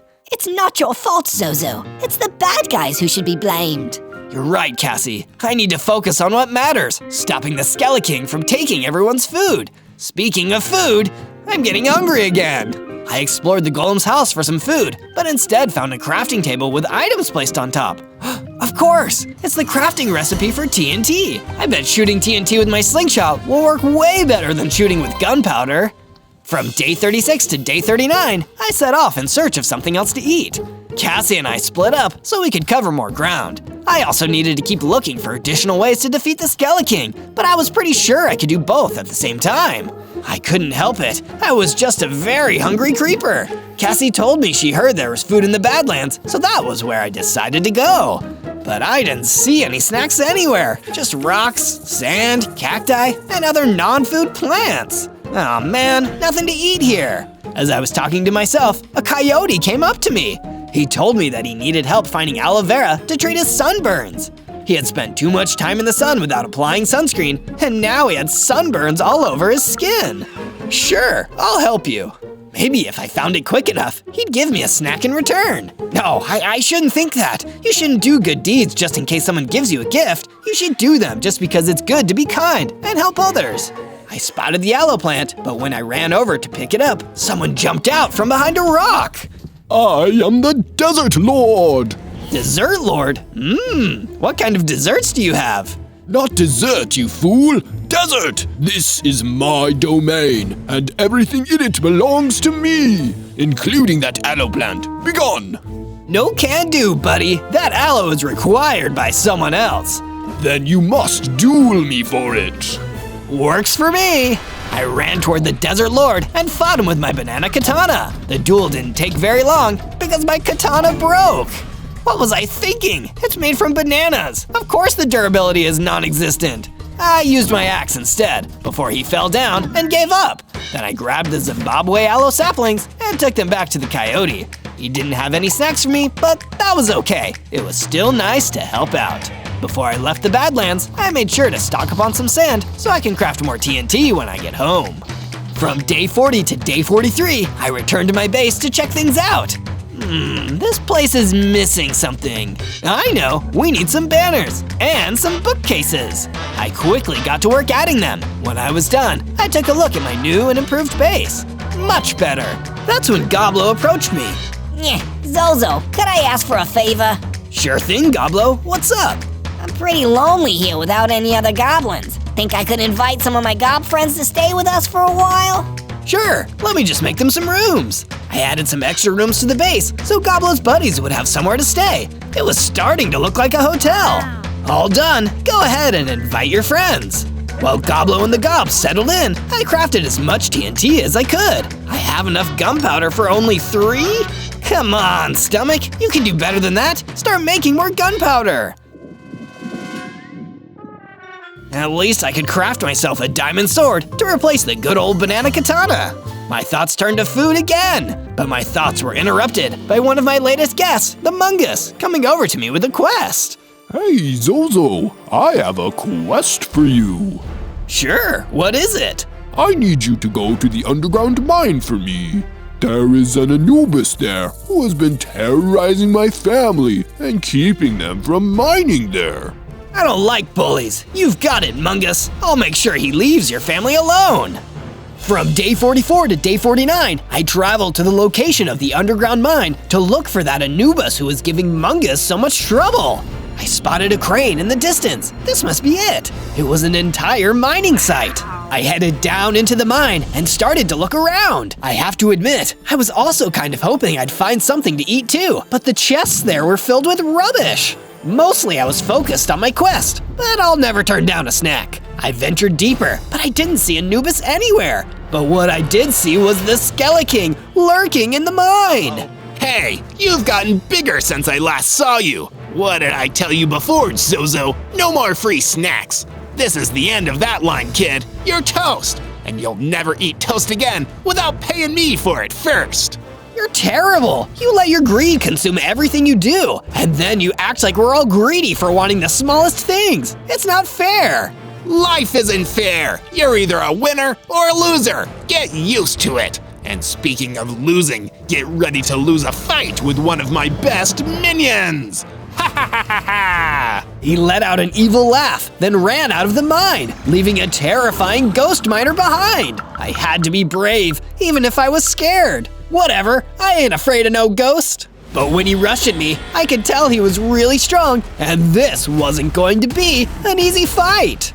From day 50 to day 53, I worked hard to bust the ghost miner and get out of the underground mine alive. I was a little bit worried because I couldn't damage him. My punches went straight through him. And his pickaxe did loads of damage. But it dawned on me, I should blast him away with my TNT. I loaded up my slingshot and kaboom! The ghost was literally blown away.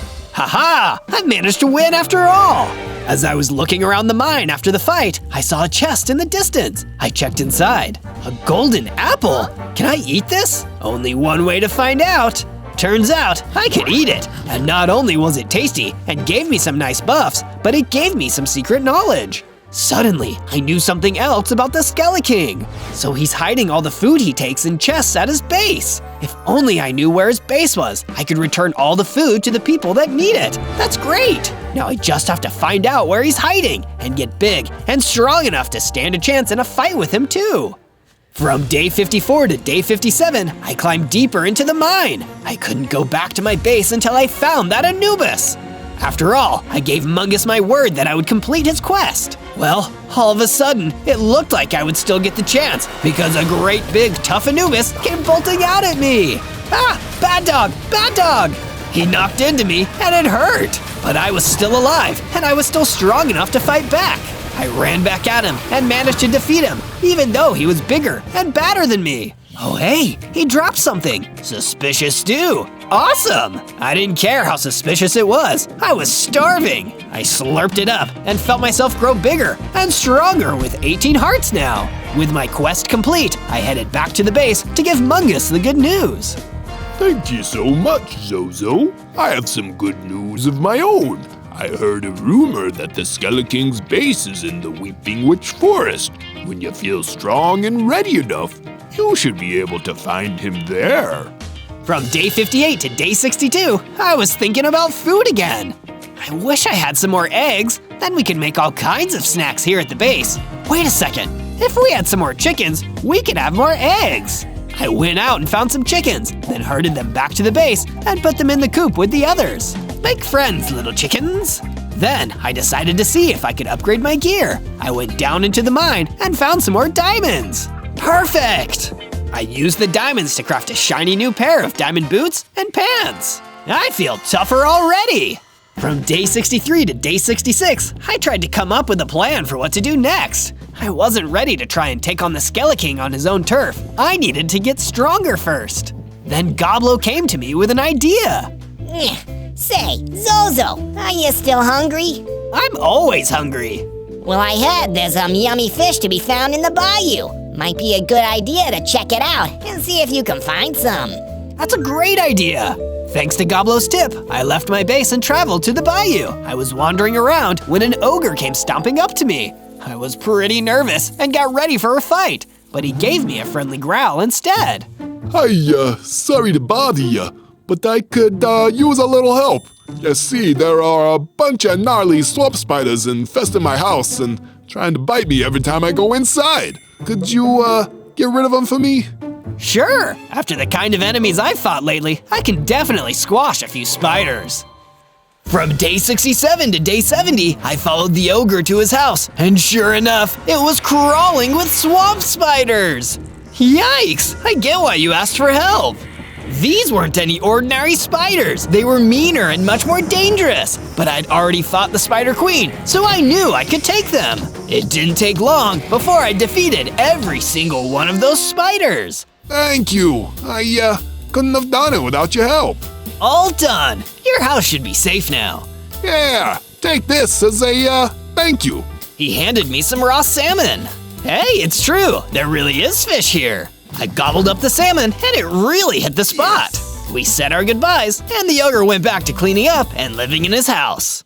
From day 71 to day 74, I took a walk through the Black Forest on my way back to my base. As I was looking around, I found a note on the ground. Make sure to like and subscribe if you want to see more adventures like this one, and be sure to search ZOZO to find more awesome videos. After looking at the note, I went back to hunting for something else to eat. I've heard people talk about Black Forest cake before. Maybe I can find some of that here if I'm lucky. But I didn't find any cake. All I found was the Skeleking lying in wait for me. There's no more cake left in this forest, Zozo, but I'll give you a slice if you bring me some diamonds first. Never! Then perish. He started throwing bone blocks at me. I tried to dodge them, but a few got me anyway. Ouch! That really hurt. He's still a lot stronger than me. I don't want to run away, but I'd better get out of here if I want to survive. So I ran out of there as fast as I could before he could do any more damage. Next time I see him, I'll make sure I'm ready. From day 75 to day 78, I ran all the way back to my base. Thankfully, the Skeleking wasn't able to follow me there. I need to do something to take my mind off of that disaster. I looked around and my eyes settled on the garden. Some flowers would make me feel better. So I planted some flowers in the garden and it really cheered me up. Look at all those beautiful flowers. As I was finishing up with the garden, one of the gobs that Goblo invited to the base came over. He thanked me for giving him and the others a place to stay and handed me a steaming hot bowl of mushroom stew as a thank you gift. Yum, this smells great. I quickly ate the stew and grew larger, gaining 4 more hearts. Wow, I feel so much stronger now. Thanks, Gob. That's a pretty powerful stew.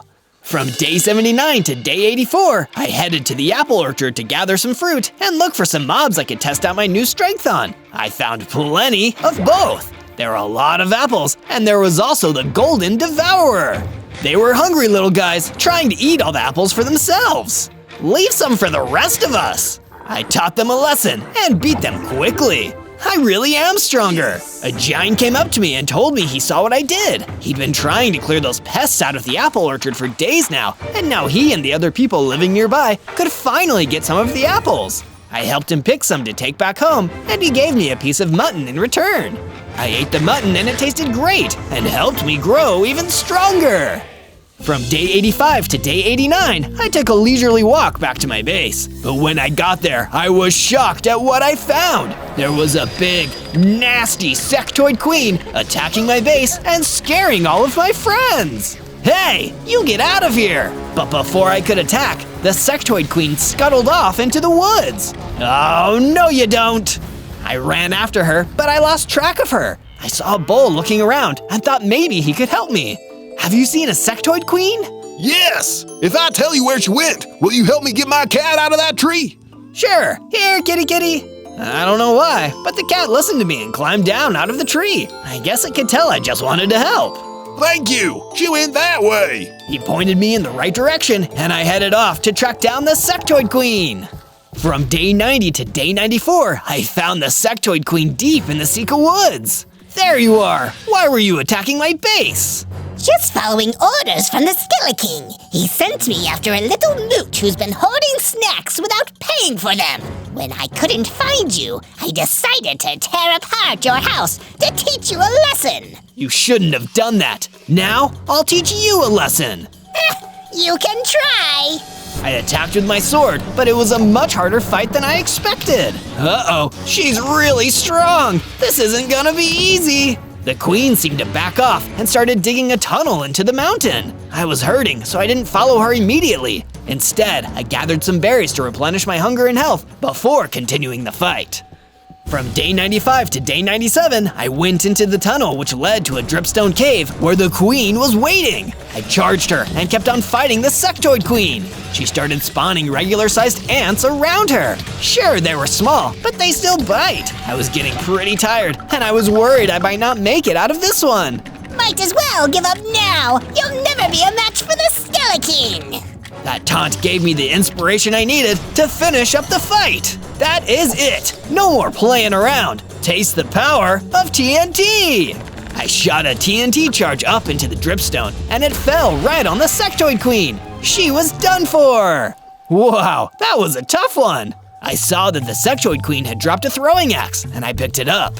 Wow, this is a great weapon. It'll help me a lot. There was an inscription on the handle reading, "Property of the Skeleking." I guess this used to be his throwing axe. Well, he took a lot of things from people who need them, and then he was careless with his own weapon? Finders keepers, I guess. I'll use this to defeat him once and for all. Before I left, I made sure to mine up all the diamonds that were in this cave. This will be just enough diamonds to finish my diamond armor set. On day 98, I took my new throwing axe back home to my base, and to my surprise, my friends fixed up the house back to the way it was before. I started preparing for the final battle. First, I made the rest of my diamond armor. There, now I am well protected.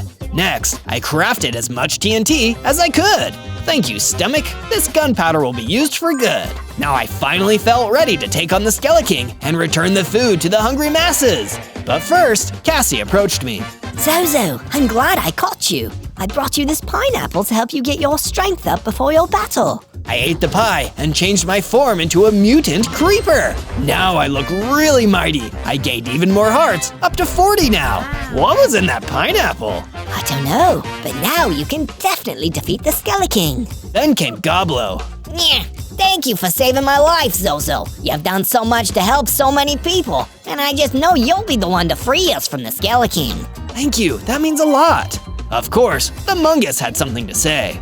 Zozo, I may just be a simple mungus from mushroom fields, but I think you're a really fun guy. Thanks. And even the other gobs wanted to encourage me. Since you liked it so much before, here's some more mushroom stew. Eat up before you leave. I stored the stew for later, and I felt prepared to head out and take back what was rightfully ours.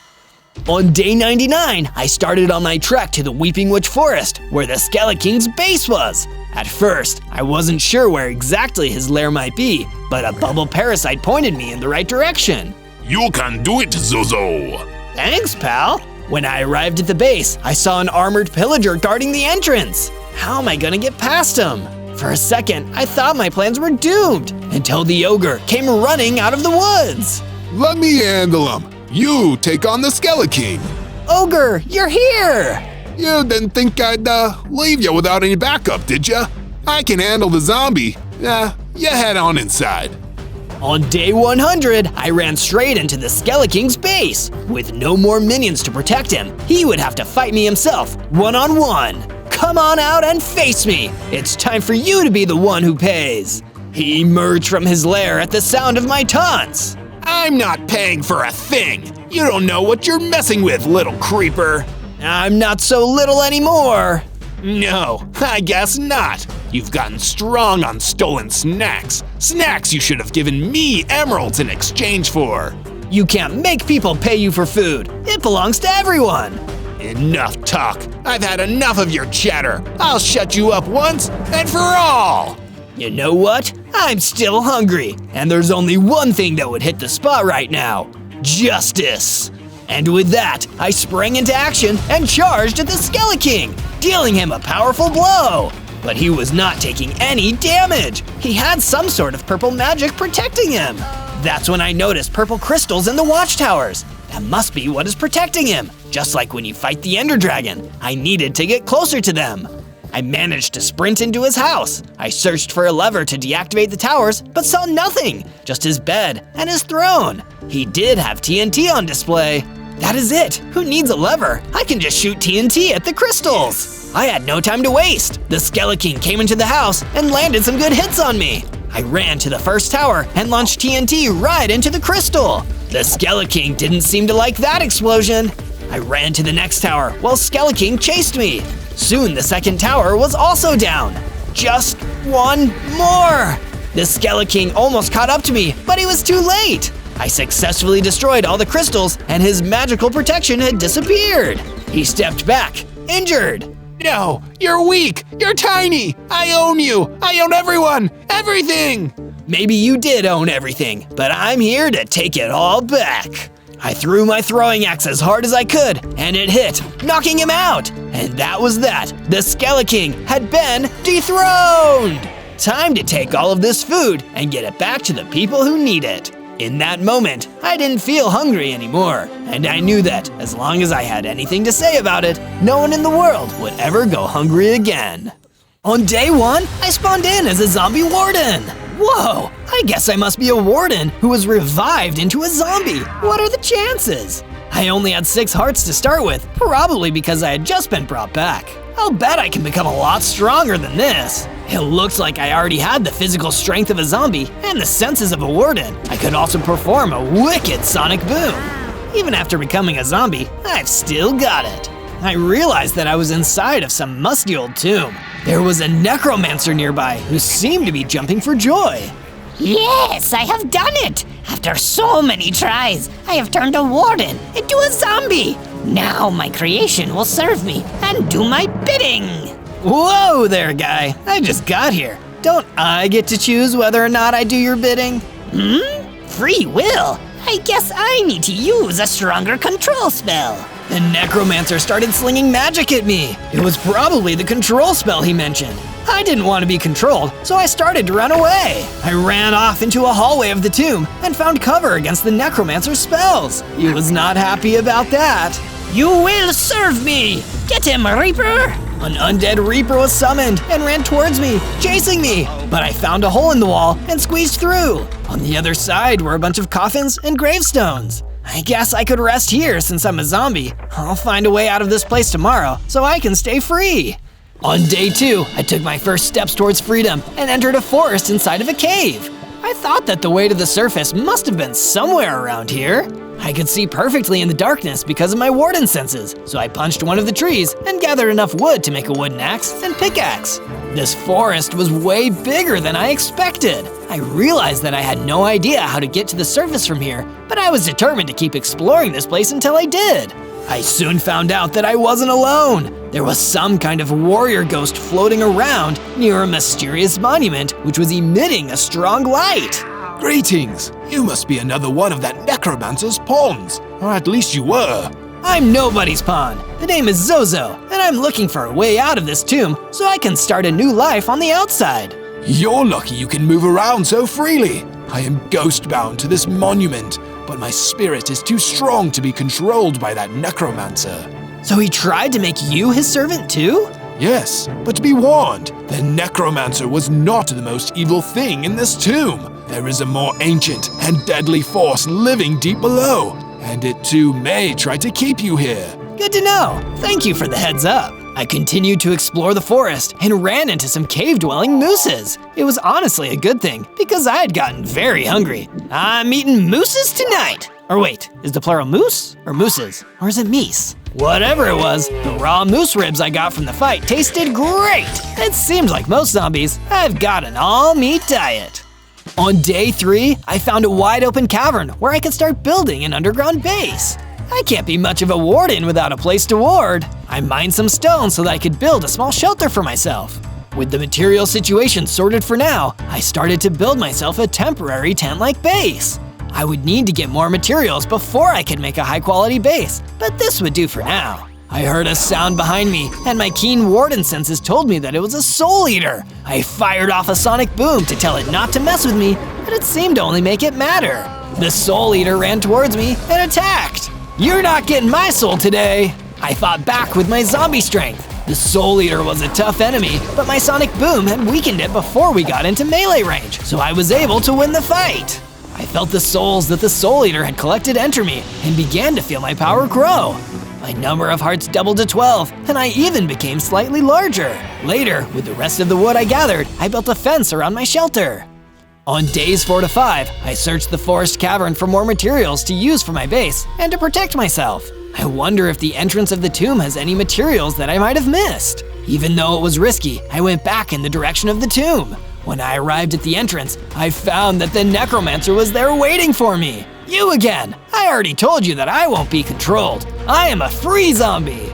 You have no idea what is coming for you, Zozo. The Demon King promised me great rewards if I could build an undead legion for his army.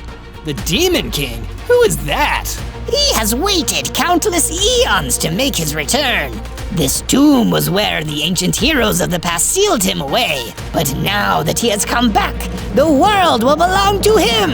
And I will do my part to ensure that.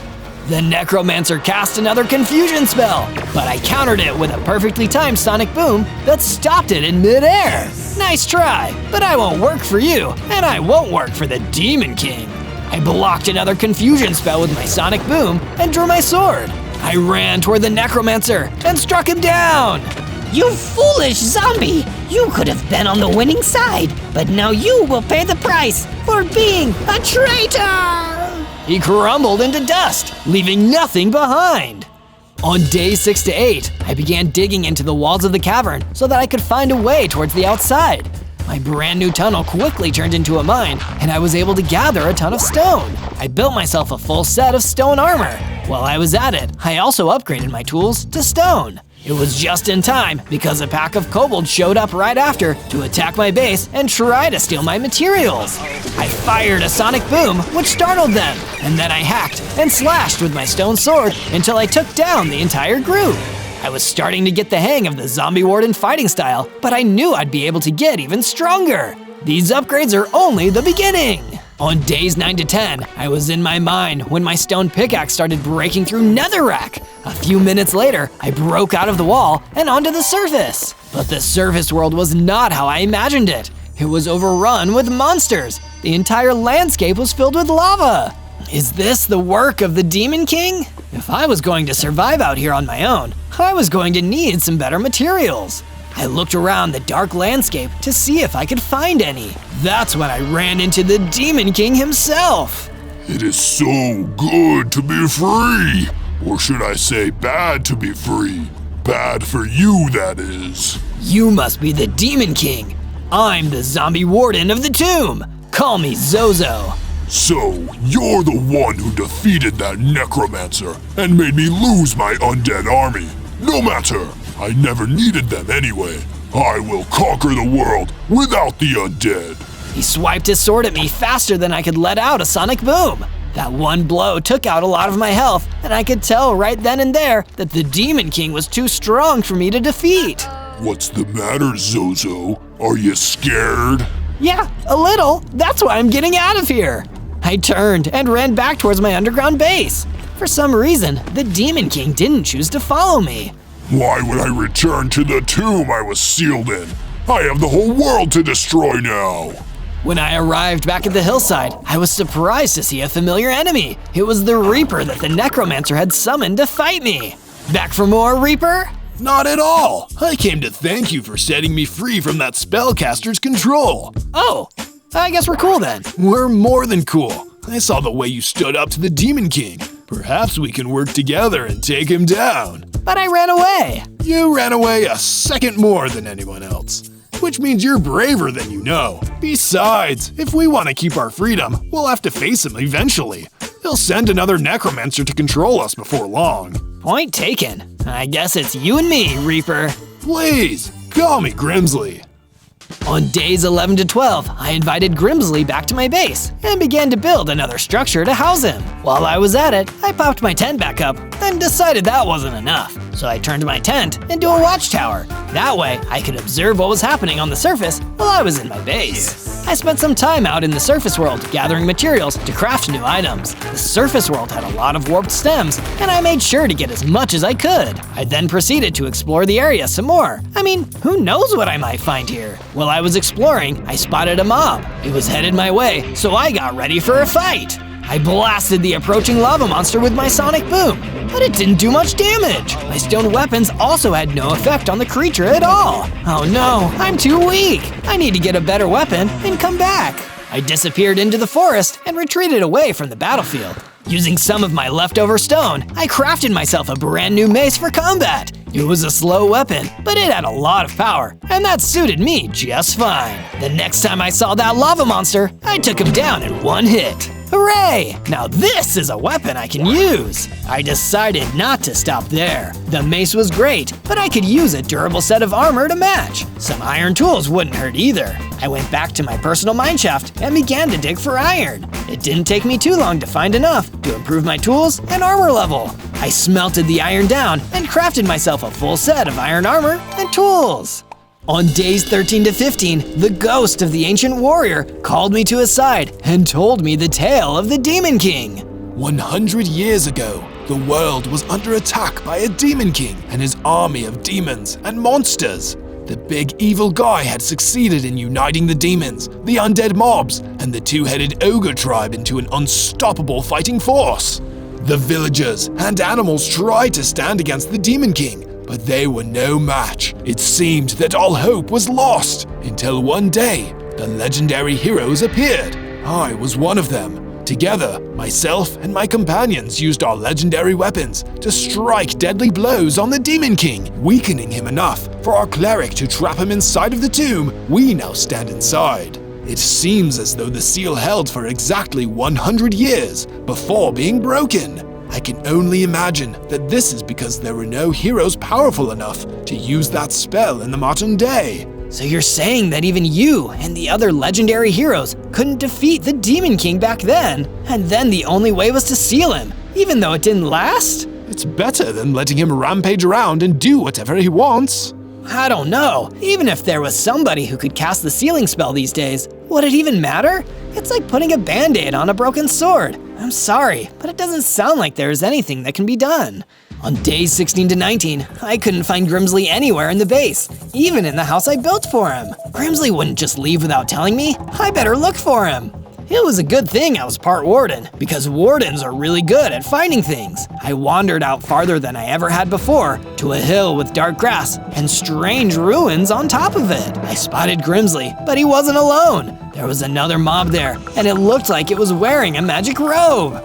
Oh no, another necromancer has tried to capture Grimsley. I got closer, and I saw that I was correct. The cloaked figure had him enclosed in a ritual circle, and Grimsley was trapped. Zozo, is that you? Help me! Don't worry, Grimsley, I'll save you. I fired a sonic boom, which disrupted the necromancer's chanting. He got angry and fired some evil bolts at me. I circled around the hill, using the ruins as cover. I managed to catch him by surprise and wind up an overhead smash with my mace. See you later! The magic circle collapsed when the caster was defeated, and Grimsley was set free. Well done, Zozo. I thought I was gonna be controlled again for sure. Don't worry, buddy. I gotcha. Neither of us will ever be controlled again. This time, the Demon King won't have the help of the undead. We'll be fighting against him. That's the spirit. Or should I say, we're the spirits. Inspired by Grimsley's words, I felt myself begin to grow and change. My number of hearts increased to 20, and I also gained increased melee damage. Zombie-rific!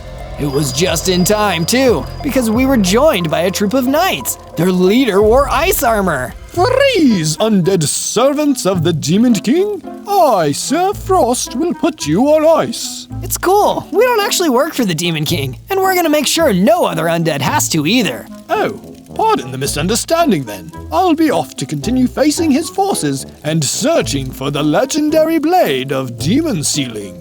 Wait, a blade like that exists? We certainly hope so. It is said to contain the magic of the cleric who sealed him the first time. Well, if you need any help, you know who to call. Me, Zozo.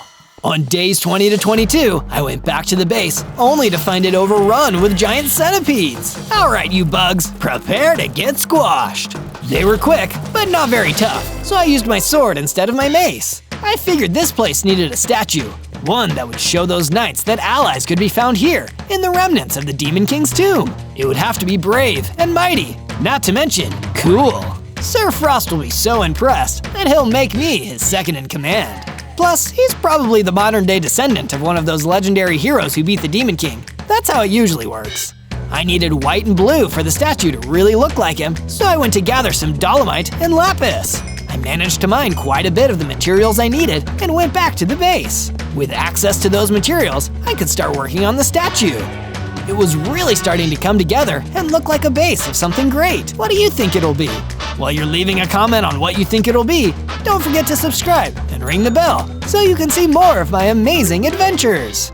On days 23 to 26, the kobolds returned in even greater numbers. This time, they had some ranged weapons on them too. I guess kobolds were craftier than I thought. Fortunately, my melee damage had gotten stronger and I could easily deal with them. One of the kobolds I defeated dropped a bow and a quiver full of poison-tipped arrows. This would make a good backup ranged weapon for my sonic boom. Since there were no necromancers to cast spells on me, I took a trip down into the depths of the tomb. It looked like they had been taken over by a den of slimes and spiders, and they were in the middle of a territory struggle. Am I interrupting something? I cleared out the vermin and gathered up their webs and slime balls. Once I returned to the base, I was able to craft those materials into some leads. After I was done with that, I spotted another kobold jumping in front of my base and ran down to face it. Oh, hey, there's still another kobold back here. Back for another fight. No way! I want to join you guys. The other kobolds were always mean to me. Oh, I didn't know. Don't worry, buddy. I gotcha. I built a new house for the kobold and set him up with a workshop to make new weapons and gizmos. Let me make it up to you by building some traps around the base for you. On days 27 to 31, I returned to the forest and talked to the ancient warrior about the legendary blade that Sir Frost mentioned. Apparently, this blade can seal the Demon King away again. Does that sound like something that the other legendary warriors might have done? It is possible that the cleric planned ahead and sealed one more spell into the legendary weapon, but I've been trapped here the whole time as a guardian ghost, so I have no idea what happened in those 100 years. I suppose I'll have to go looking and see what the world is like out there. The Demon King is most likely sending his minions to destroy whatever is left of the legendary hero's descendants. If you can find them first, one of them probably knows how to find the legendary blade. Well then, there's no time to waste. Thanks, Ancient Warrior. I'm out of here. I journeyed out into the wilderness in search of the legacy that the legendary heroes left behind. I came upon a bridge over a deep ravine, which was guarded by a two-headed giant. Just try to get past us. You won't. Watch me. I shot a poison-tipped arrow into the giant and watched as their health started to get chipped away. Why, you... The giant charged right into the path of my swinging mace. Kapow! The hit knocked them back, causing them to stumble over the side of the ravine. The two-headed giant fell all the way to the bottom, but didn't disappear. I quickly ran across the bridge before they found a way back up. On days 32 to 35, I found a grove full of trees, and in it were a bunch of songbirds. Hello, traveler. What brings you to this peaceful place? My name is Zozo, and I'm here in search of a legendary blade that can seal the Demon King. Oh, the Blade of the Cleric. This place was created by one of the other legendary heroes, so we've heard of it, but we're not sure where it is. Darn it, this is still a very nice clearing. But wait, if it was made by the heroes, then… Just as I realized, the Demon King came rushing into the grove. He used his magic staff and destroyed half of the grove in one hit. Luckily, I'm here. Run away, birds. I'll distract him. The songbirds ran away just in time, as the Demon King was right next to me. We meet again, Zozo. This time I'll destroy you. It seemed like he meant it. He was immune to the poison of my arrows, and he closed in on me before I could use my sonic boom. Thinking quickly, I surprised him with my increased melee damage. Impressive, but it will take more than that to defeat me. I guess we'll find out next time. I ran off while the Demon King just stood there, laughing. But at least I lived to fight another day. Just as I got far enough away, I spotted one of the songbirds. I'm sorry about your home. We'll be able to find a new home. You saved us, and that's what matters. My base can be your new home. Oh, sweet.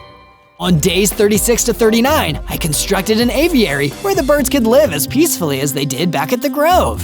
Can you tell me anything else you know about the legendary heroes? There were 4 of them in total. The warrior, the cleric, the singer, and the ice knight. The singer was the one who made our grove, and I hear that the ice knight founded an order of brave warriors who dwell in the snowy north. That sounds like Sir Frost and his companions. I should go visit them. The good thing about the north is that it's very well protected. The Demon King will have to spend a lot of resources to claim it. If there's another place where his forces can be resisted, it would be there. Awesome! I should get prepared and make this alliance official. The undead can team up with the knights, and together we'll find the legendary blade. Then we'll show the Demon King who's really boss. But before I left to go explore the snowy north, I did a bit more on my statue. I felt inspired because I was reminded of Sir Frost. On days 40 to 43, another undead showed up at the base, and I welcomed them into the ranks of the resistance. Hi, my name is Gabby Ghoul. Welcome to the team, Gabby. Thanks. I'm from the lower east side of the tomb, and I know there are some really good materials behind a secret door. That sounds cool. Will you show us where the secret door is? Sure, since you asked so nicely. Gabby showed us the secret door in the lower east tomb, and sure enough, there was gold ore which could be used to craft some very valuable gold items. It was almost too good to be true, but it was true, and there was a warder there to make it a little less good. I did a sonic boom on the dangerous mob and performed a combo with my mace. It took a few more hits than most of the enemies I'd faced, but it went down just like the rest of them. Wow, there's a lot of useful stuff back here. I have some materials to give to the kobold trapsmith. I returned to the kobold and gave him all of the materials I collected. I'm sure he will make great use of them. On days 44 to 49, I traveled across the land until I reached the snowy north. If I were human, I'd probably have to wear a coat. Thank goodness I'm undead. The local mobs were completely different from the ones that I had encountered in the lands that the Demon King had ransacked. But just because they weren't working for the Demon King didn't mean they were friendly. A winged imp monster known as a Vex swooped from out of the sky and tried to take me down. That hurt. I guess it's time to get serious. I swung my mace at the creature, but it was too slow. It flew back up into the sky out of melee range. But that was a mistake on the mob's part because I used my sonic boom to drop it.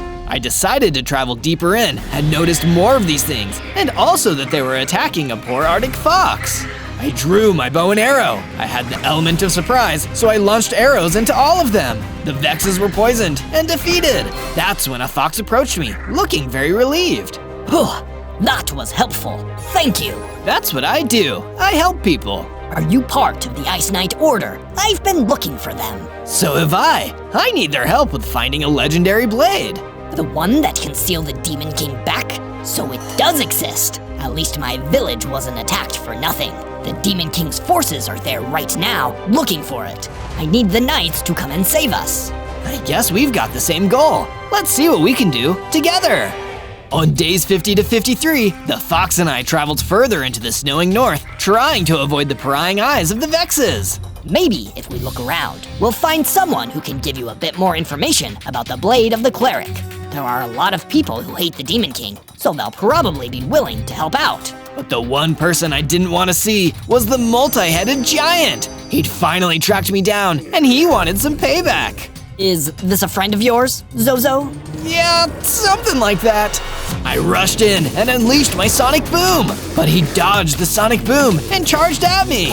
I guess two heads are finally looking better than one, but I was stronger than I was all those days ago, and I didn't need only my sonic boom to fight my enemies. As the giant got closer, I pulled out my mace and jumped into the air. One strike of my mace to the giant's multiple heads, and he was defeated. That was amazing. You're a real hero, Zozo. I'm just a zombie warden doing his best. As Fox and I continued to explore, we found a mutant snow golem camping. Hey, Mr. Snow Golem, I'm Zozo, and I'm looking for the Sword of the Cleric. Do you know where I can find it? Sorry to burst your bubble, kid, but it doesn't work that way. You don't just find the Sword of the Cleric. Legends say that when you reveal yourself to be worthy, only then will the sword find its way to you. Oh, so I'm not a real hero yet? You don't have the sword, so probably not. But you seem like a good kid. Take this protection enchantment. It'll help you on your quest. Thanks, Mr. Snow Golem. I appreciate it. On days 54 to 57, I made the long and hard journey back across the map, then went underground to my base. I decided to apply the protection enchantment to my chest plate so I'd be able to withstand more powerful attacks easier. Afterwards, I noticed that the kobold installed some traps, a lava chest trap, a diamond door trap, and a pit trap. Hopefully these will never have to come in handy, but good to have them, just in case. Just then, Grimsley approached me with an important task. Zozo, thank goodness you're here. Gabby Ghoul has gotten sick. I fear that it's some kind of hex caused by the Demon King. I can make a healing potion to help her, but I need you to collect some apples from the Warped Forest. It's a vital ingredient. Don't worry, Grimsley, I'll be right on it. You stay here and tend to Gabby. I quickly went to the overworld and began exploring the Warped Forest until I happened upon some apples. I collected as many as I could, wanting to make sure there was enough for Gabby's healing potions. I went back to the underground base and gave Grimsley the apples. This is perfect, Zozo. I have even more than I need. Here, take a few of these spare health potions. You never know when they might come in handy. On days 58 to 62, I decided to take a load off and work on the statue after a pretty stressful week. Everyone needs a little relaxation time. Can you guess what it is yet? But just as I was about to continue my statue build, I noticed that a gang of demonic reavers working for the Demon King suddenly started attacking my base. Leave it to a guy called the Demon King to never fight fair. But I had an ace in the hole. As the reavers tried to ransack my base, they activated the different traps. A few fell into the lava pit, some more fell for my pit trap, and one of them even fell for my diamond ore trap. And even more were taken out by my sonic booms. I'll take on as many reavers as the Demon King can send at me. But I wasn't prepared for a sneak attack from behind from Grimsley, the Reaper, which knocked me down. Grimsley, how could you? I thought we were friends. I'm so sorry, Zozo. We are friends, but the Demon King somehow reactivated the Necromancer's control spell. I'm not in control of my own body. He is. Grimsley, you have to fight it. I promise I'll help free you. I'm worried you're already too late, Zozo. Just promise me you'll stay safe and don't follow me. And with that, the mind-controlled Grimsley ran off. On day 63 to day 66, I took one of the healing potions that Grimsley made for me and chased him out of the base. Looks like he's headed for the Warped Forest. I need to chase him and snap him out of this funk. I followed him until I caught up with him in the darkness of the forest. It was just me and Grimsley facing off. Zozo, I told you not to follow me. It was a trap from the Demon King all along. That's when even more reavers came out of the forest to battle me. It looked like more than I could even take on. Grimsley, I need you to help me. I can't help you, Zozo. I'm not in control. You have to fight, Grimsley. You're not just a servant of the Necromancer or the Demon King. You're your own person. I could see that Grimsley was struggling to regain control, and eventually Grimsley snapped out of it. You're right, Zozo. I am my own person. Now let's show these Reavers that we mean business. Grimsley and I fought off the Reavers together. Between the two of us, those servants of evil stood no chance. Thank you for never giving up on me, Zozo. I'll never give up on a friend. And as it turns out, when the Demon King invaded my mind, I also invaded his. I got a vision of a cave deep in the basalt deltas. We might be able to find something useful there. On days 67 to 70, Grimsley and I decided we'd make our way to the Basalt Deltas cave together and take the fight to the Demon King. Do you think the blade of the cleric is in there, Grimsley? Only if you're worthy. And look, that might be a good way to prove yourself. Grimsley was gesturing to a huge, scary Wendigo that was patrolling the outside of the cave. He must have been another demonic servant of the Demon King. I'll go in first. Follow my lead. I ran towards the Wendigo and unleashed a sonic boom. It was more formidable than anything I'd ever faced before. Thankfully, I still had my mace. I pulled it out and hit the Wendigo several times as it roared and shrieked, but the attacks only made it angrier. Then, the Wendigo started fighting back.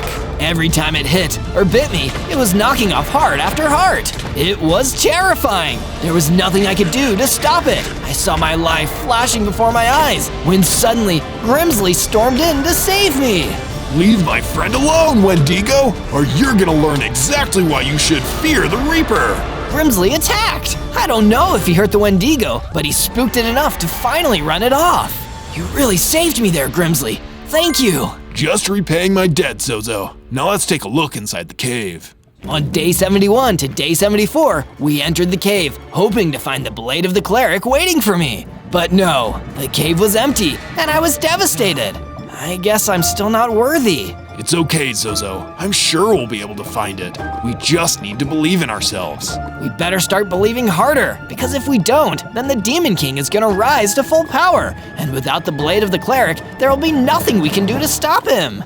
On day 75 to day 78, I returned to my base and decided it was time to upgrade my mace since it was about to break. So I did just that and crafted a new mace. Then I decided to supercharge it and applied the sharpness enchantment on it to improve its hitting power. Nobody will want to mess with me now. But that was wrong because the Wendigo who'd gotten away in the Badlands suddenly appeared, and he was here for me. Unlike the Reavers, he wasn't tricked by any of the traps. He had my scent, and he was coming straight for me with his teeth and claws ready. But this time though, I had my upgraded mace, and I was ready to fight back. The Wendigo squared up, and I hit him back.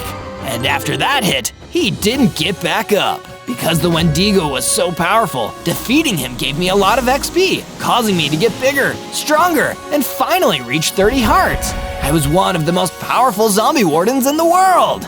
I was even starting to look more like an actual warden and became pretty buff. This is my coolest upgrade yet. That's when I had a vision. I needed to return to the snowy north. Something would be waiting for me there. Something I needed if I wanted to defeat the Demon King. So of course, there was no time to waste. On day 79 to day 84, I traveled into the snowy north until I found a fortress that looked like something out of my vision. And as it turned out, it was this fortress that was manned by Sir Frost and his knights, just who I wanted to see. I went to Sir Frost's planning room, where we began to discuss the thing on both of our minds, the Demon King. I've spent my entire life preparing to confront the Demon King if he ever rose again. And in all that time, all that responsibility, I feel I've learned so little. All I know is that he'll likely reach his greatest power soon. Then we should probably stick together. He'll want to get rid of all of us as part of his rise to power, but that'll be harder if we're working with each other. Come back to my base. We'll be safe there, Sir Frost. You make a good point, Zozo. I'll prepare my things. We'll head off shortly. On day 85 to day 89, I returned to my base to check on Gabigool, who had started living inside of my statue, and ask her how she was recovering from the hex that the Demon King had put on her. I'm feeling a lot better now, Zozo. Thank you. And there's something I should tell you. I've been having visions lately. The Demon King, I know he's hiding somewhere with blue trees. Does that mean anything to you? Blue trees? That has to be the Warped Forest. That's the only place that looks like that. Thank you, Gabby. I know where to find him now. On day 90 to day 94, I went into the mines and managed to get extremely lucky and mine my first set of diamonds. If I'm gonna face the Demon King, I need some extremely tough armor. I forged myself a full set of diamond armor, which would defend me against almost anything. And then I went about enchanting every piece of my armor just so that I would be as prepared as possible. Diamonds are a zombie warden's best friend. On day 95 to day 97, I finished the statue. It was the statue made in tribute to one of the coolest warriors I know, Sir Frost. He'd spent his whole life searching for ways to stop the Demon King, and looking at his statue, I knew I'd be honored to spend my unlife doing the same. The Demon King would fall, and it would be because of me. On day 98, all the preparations had been made. The last thing I was able to do was talk to my friends I'd made who were staying at my base. First, I spoke to Grimsley. I believe you can do this, Zozo. With or without the blade of the cleric, you're a true hero, and you will defeat this monstrous villain. Next, I spoke to Gabby Ghoul. You're brave and kind, Zozo, and that will serve you well against the Demon King. Never forget that.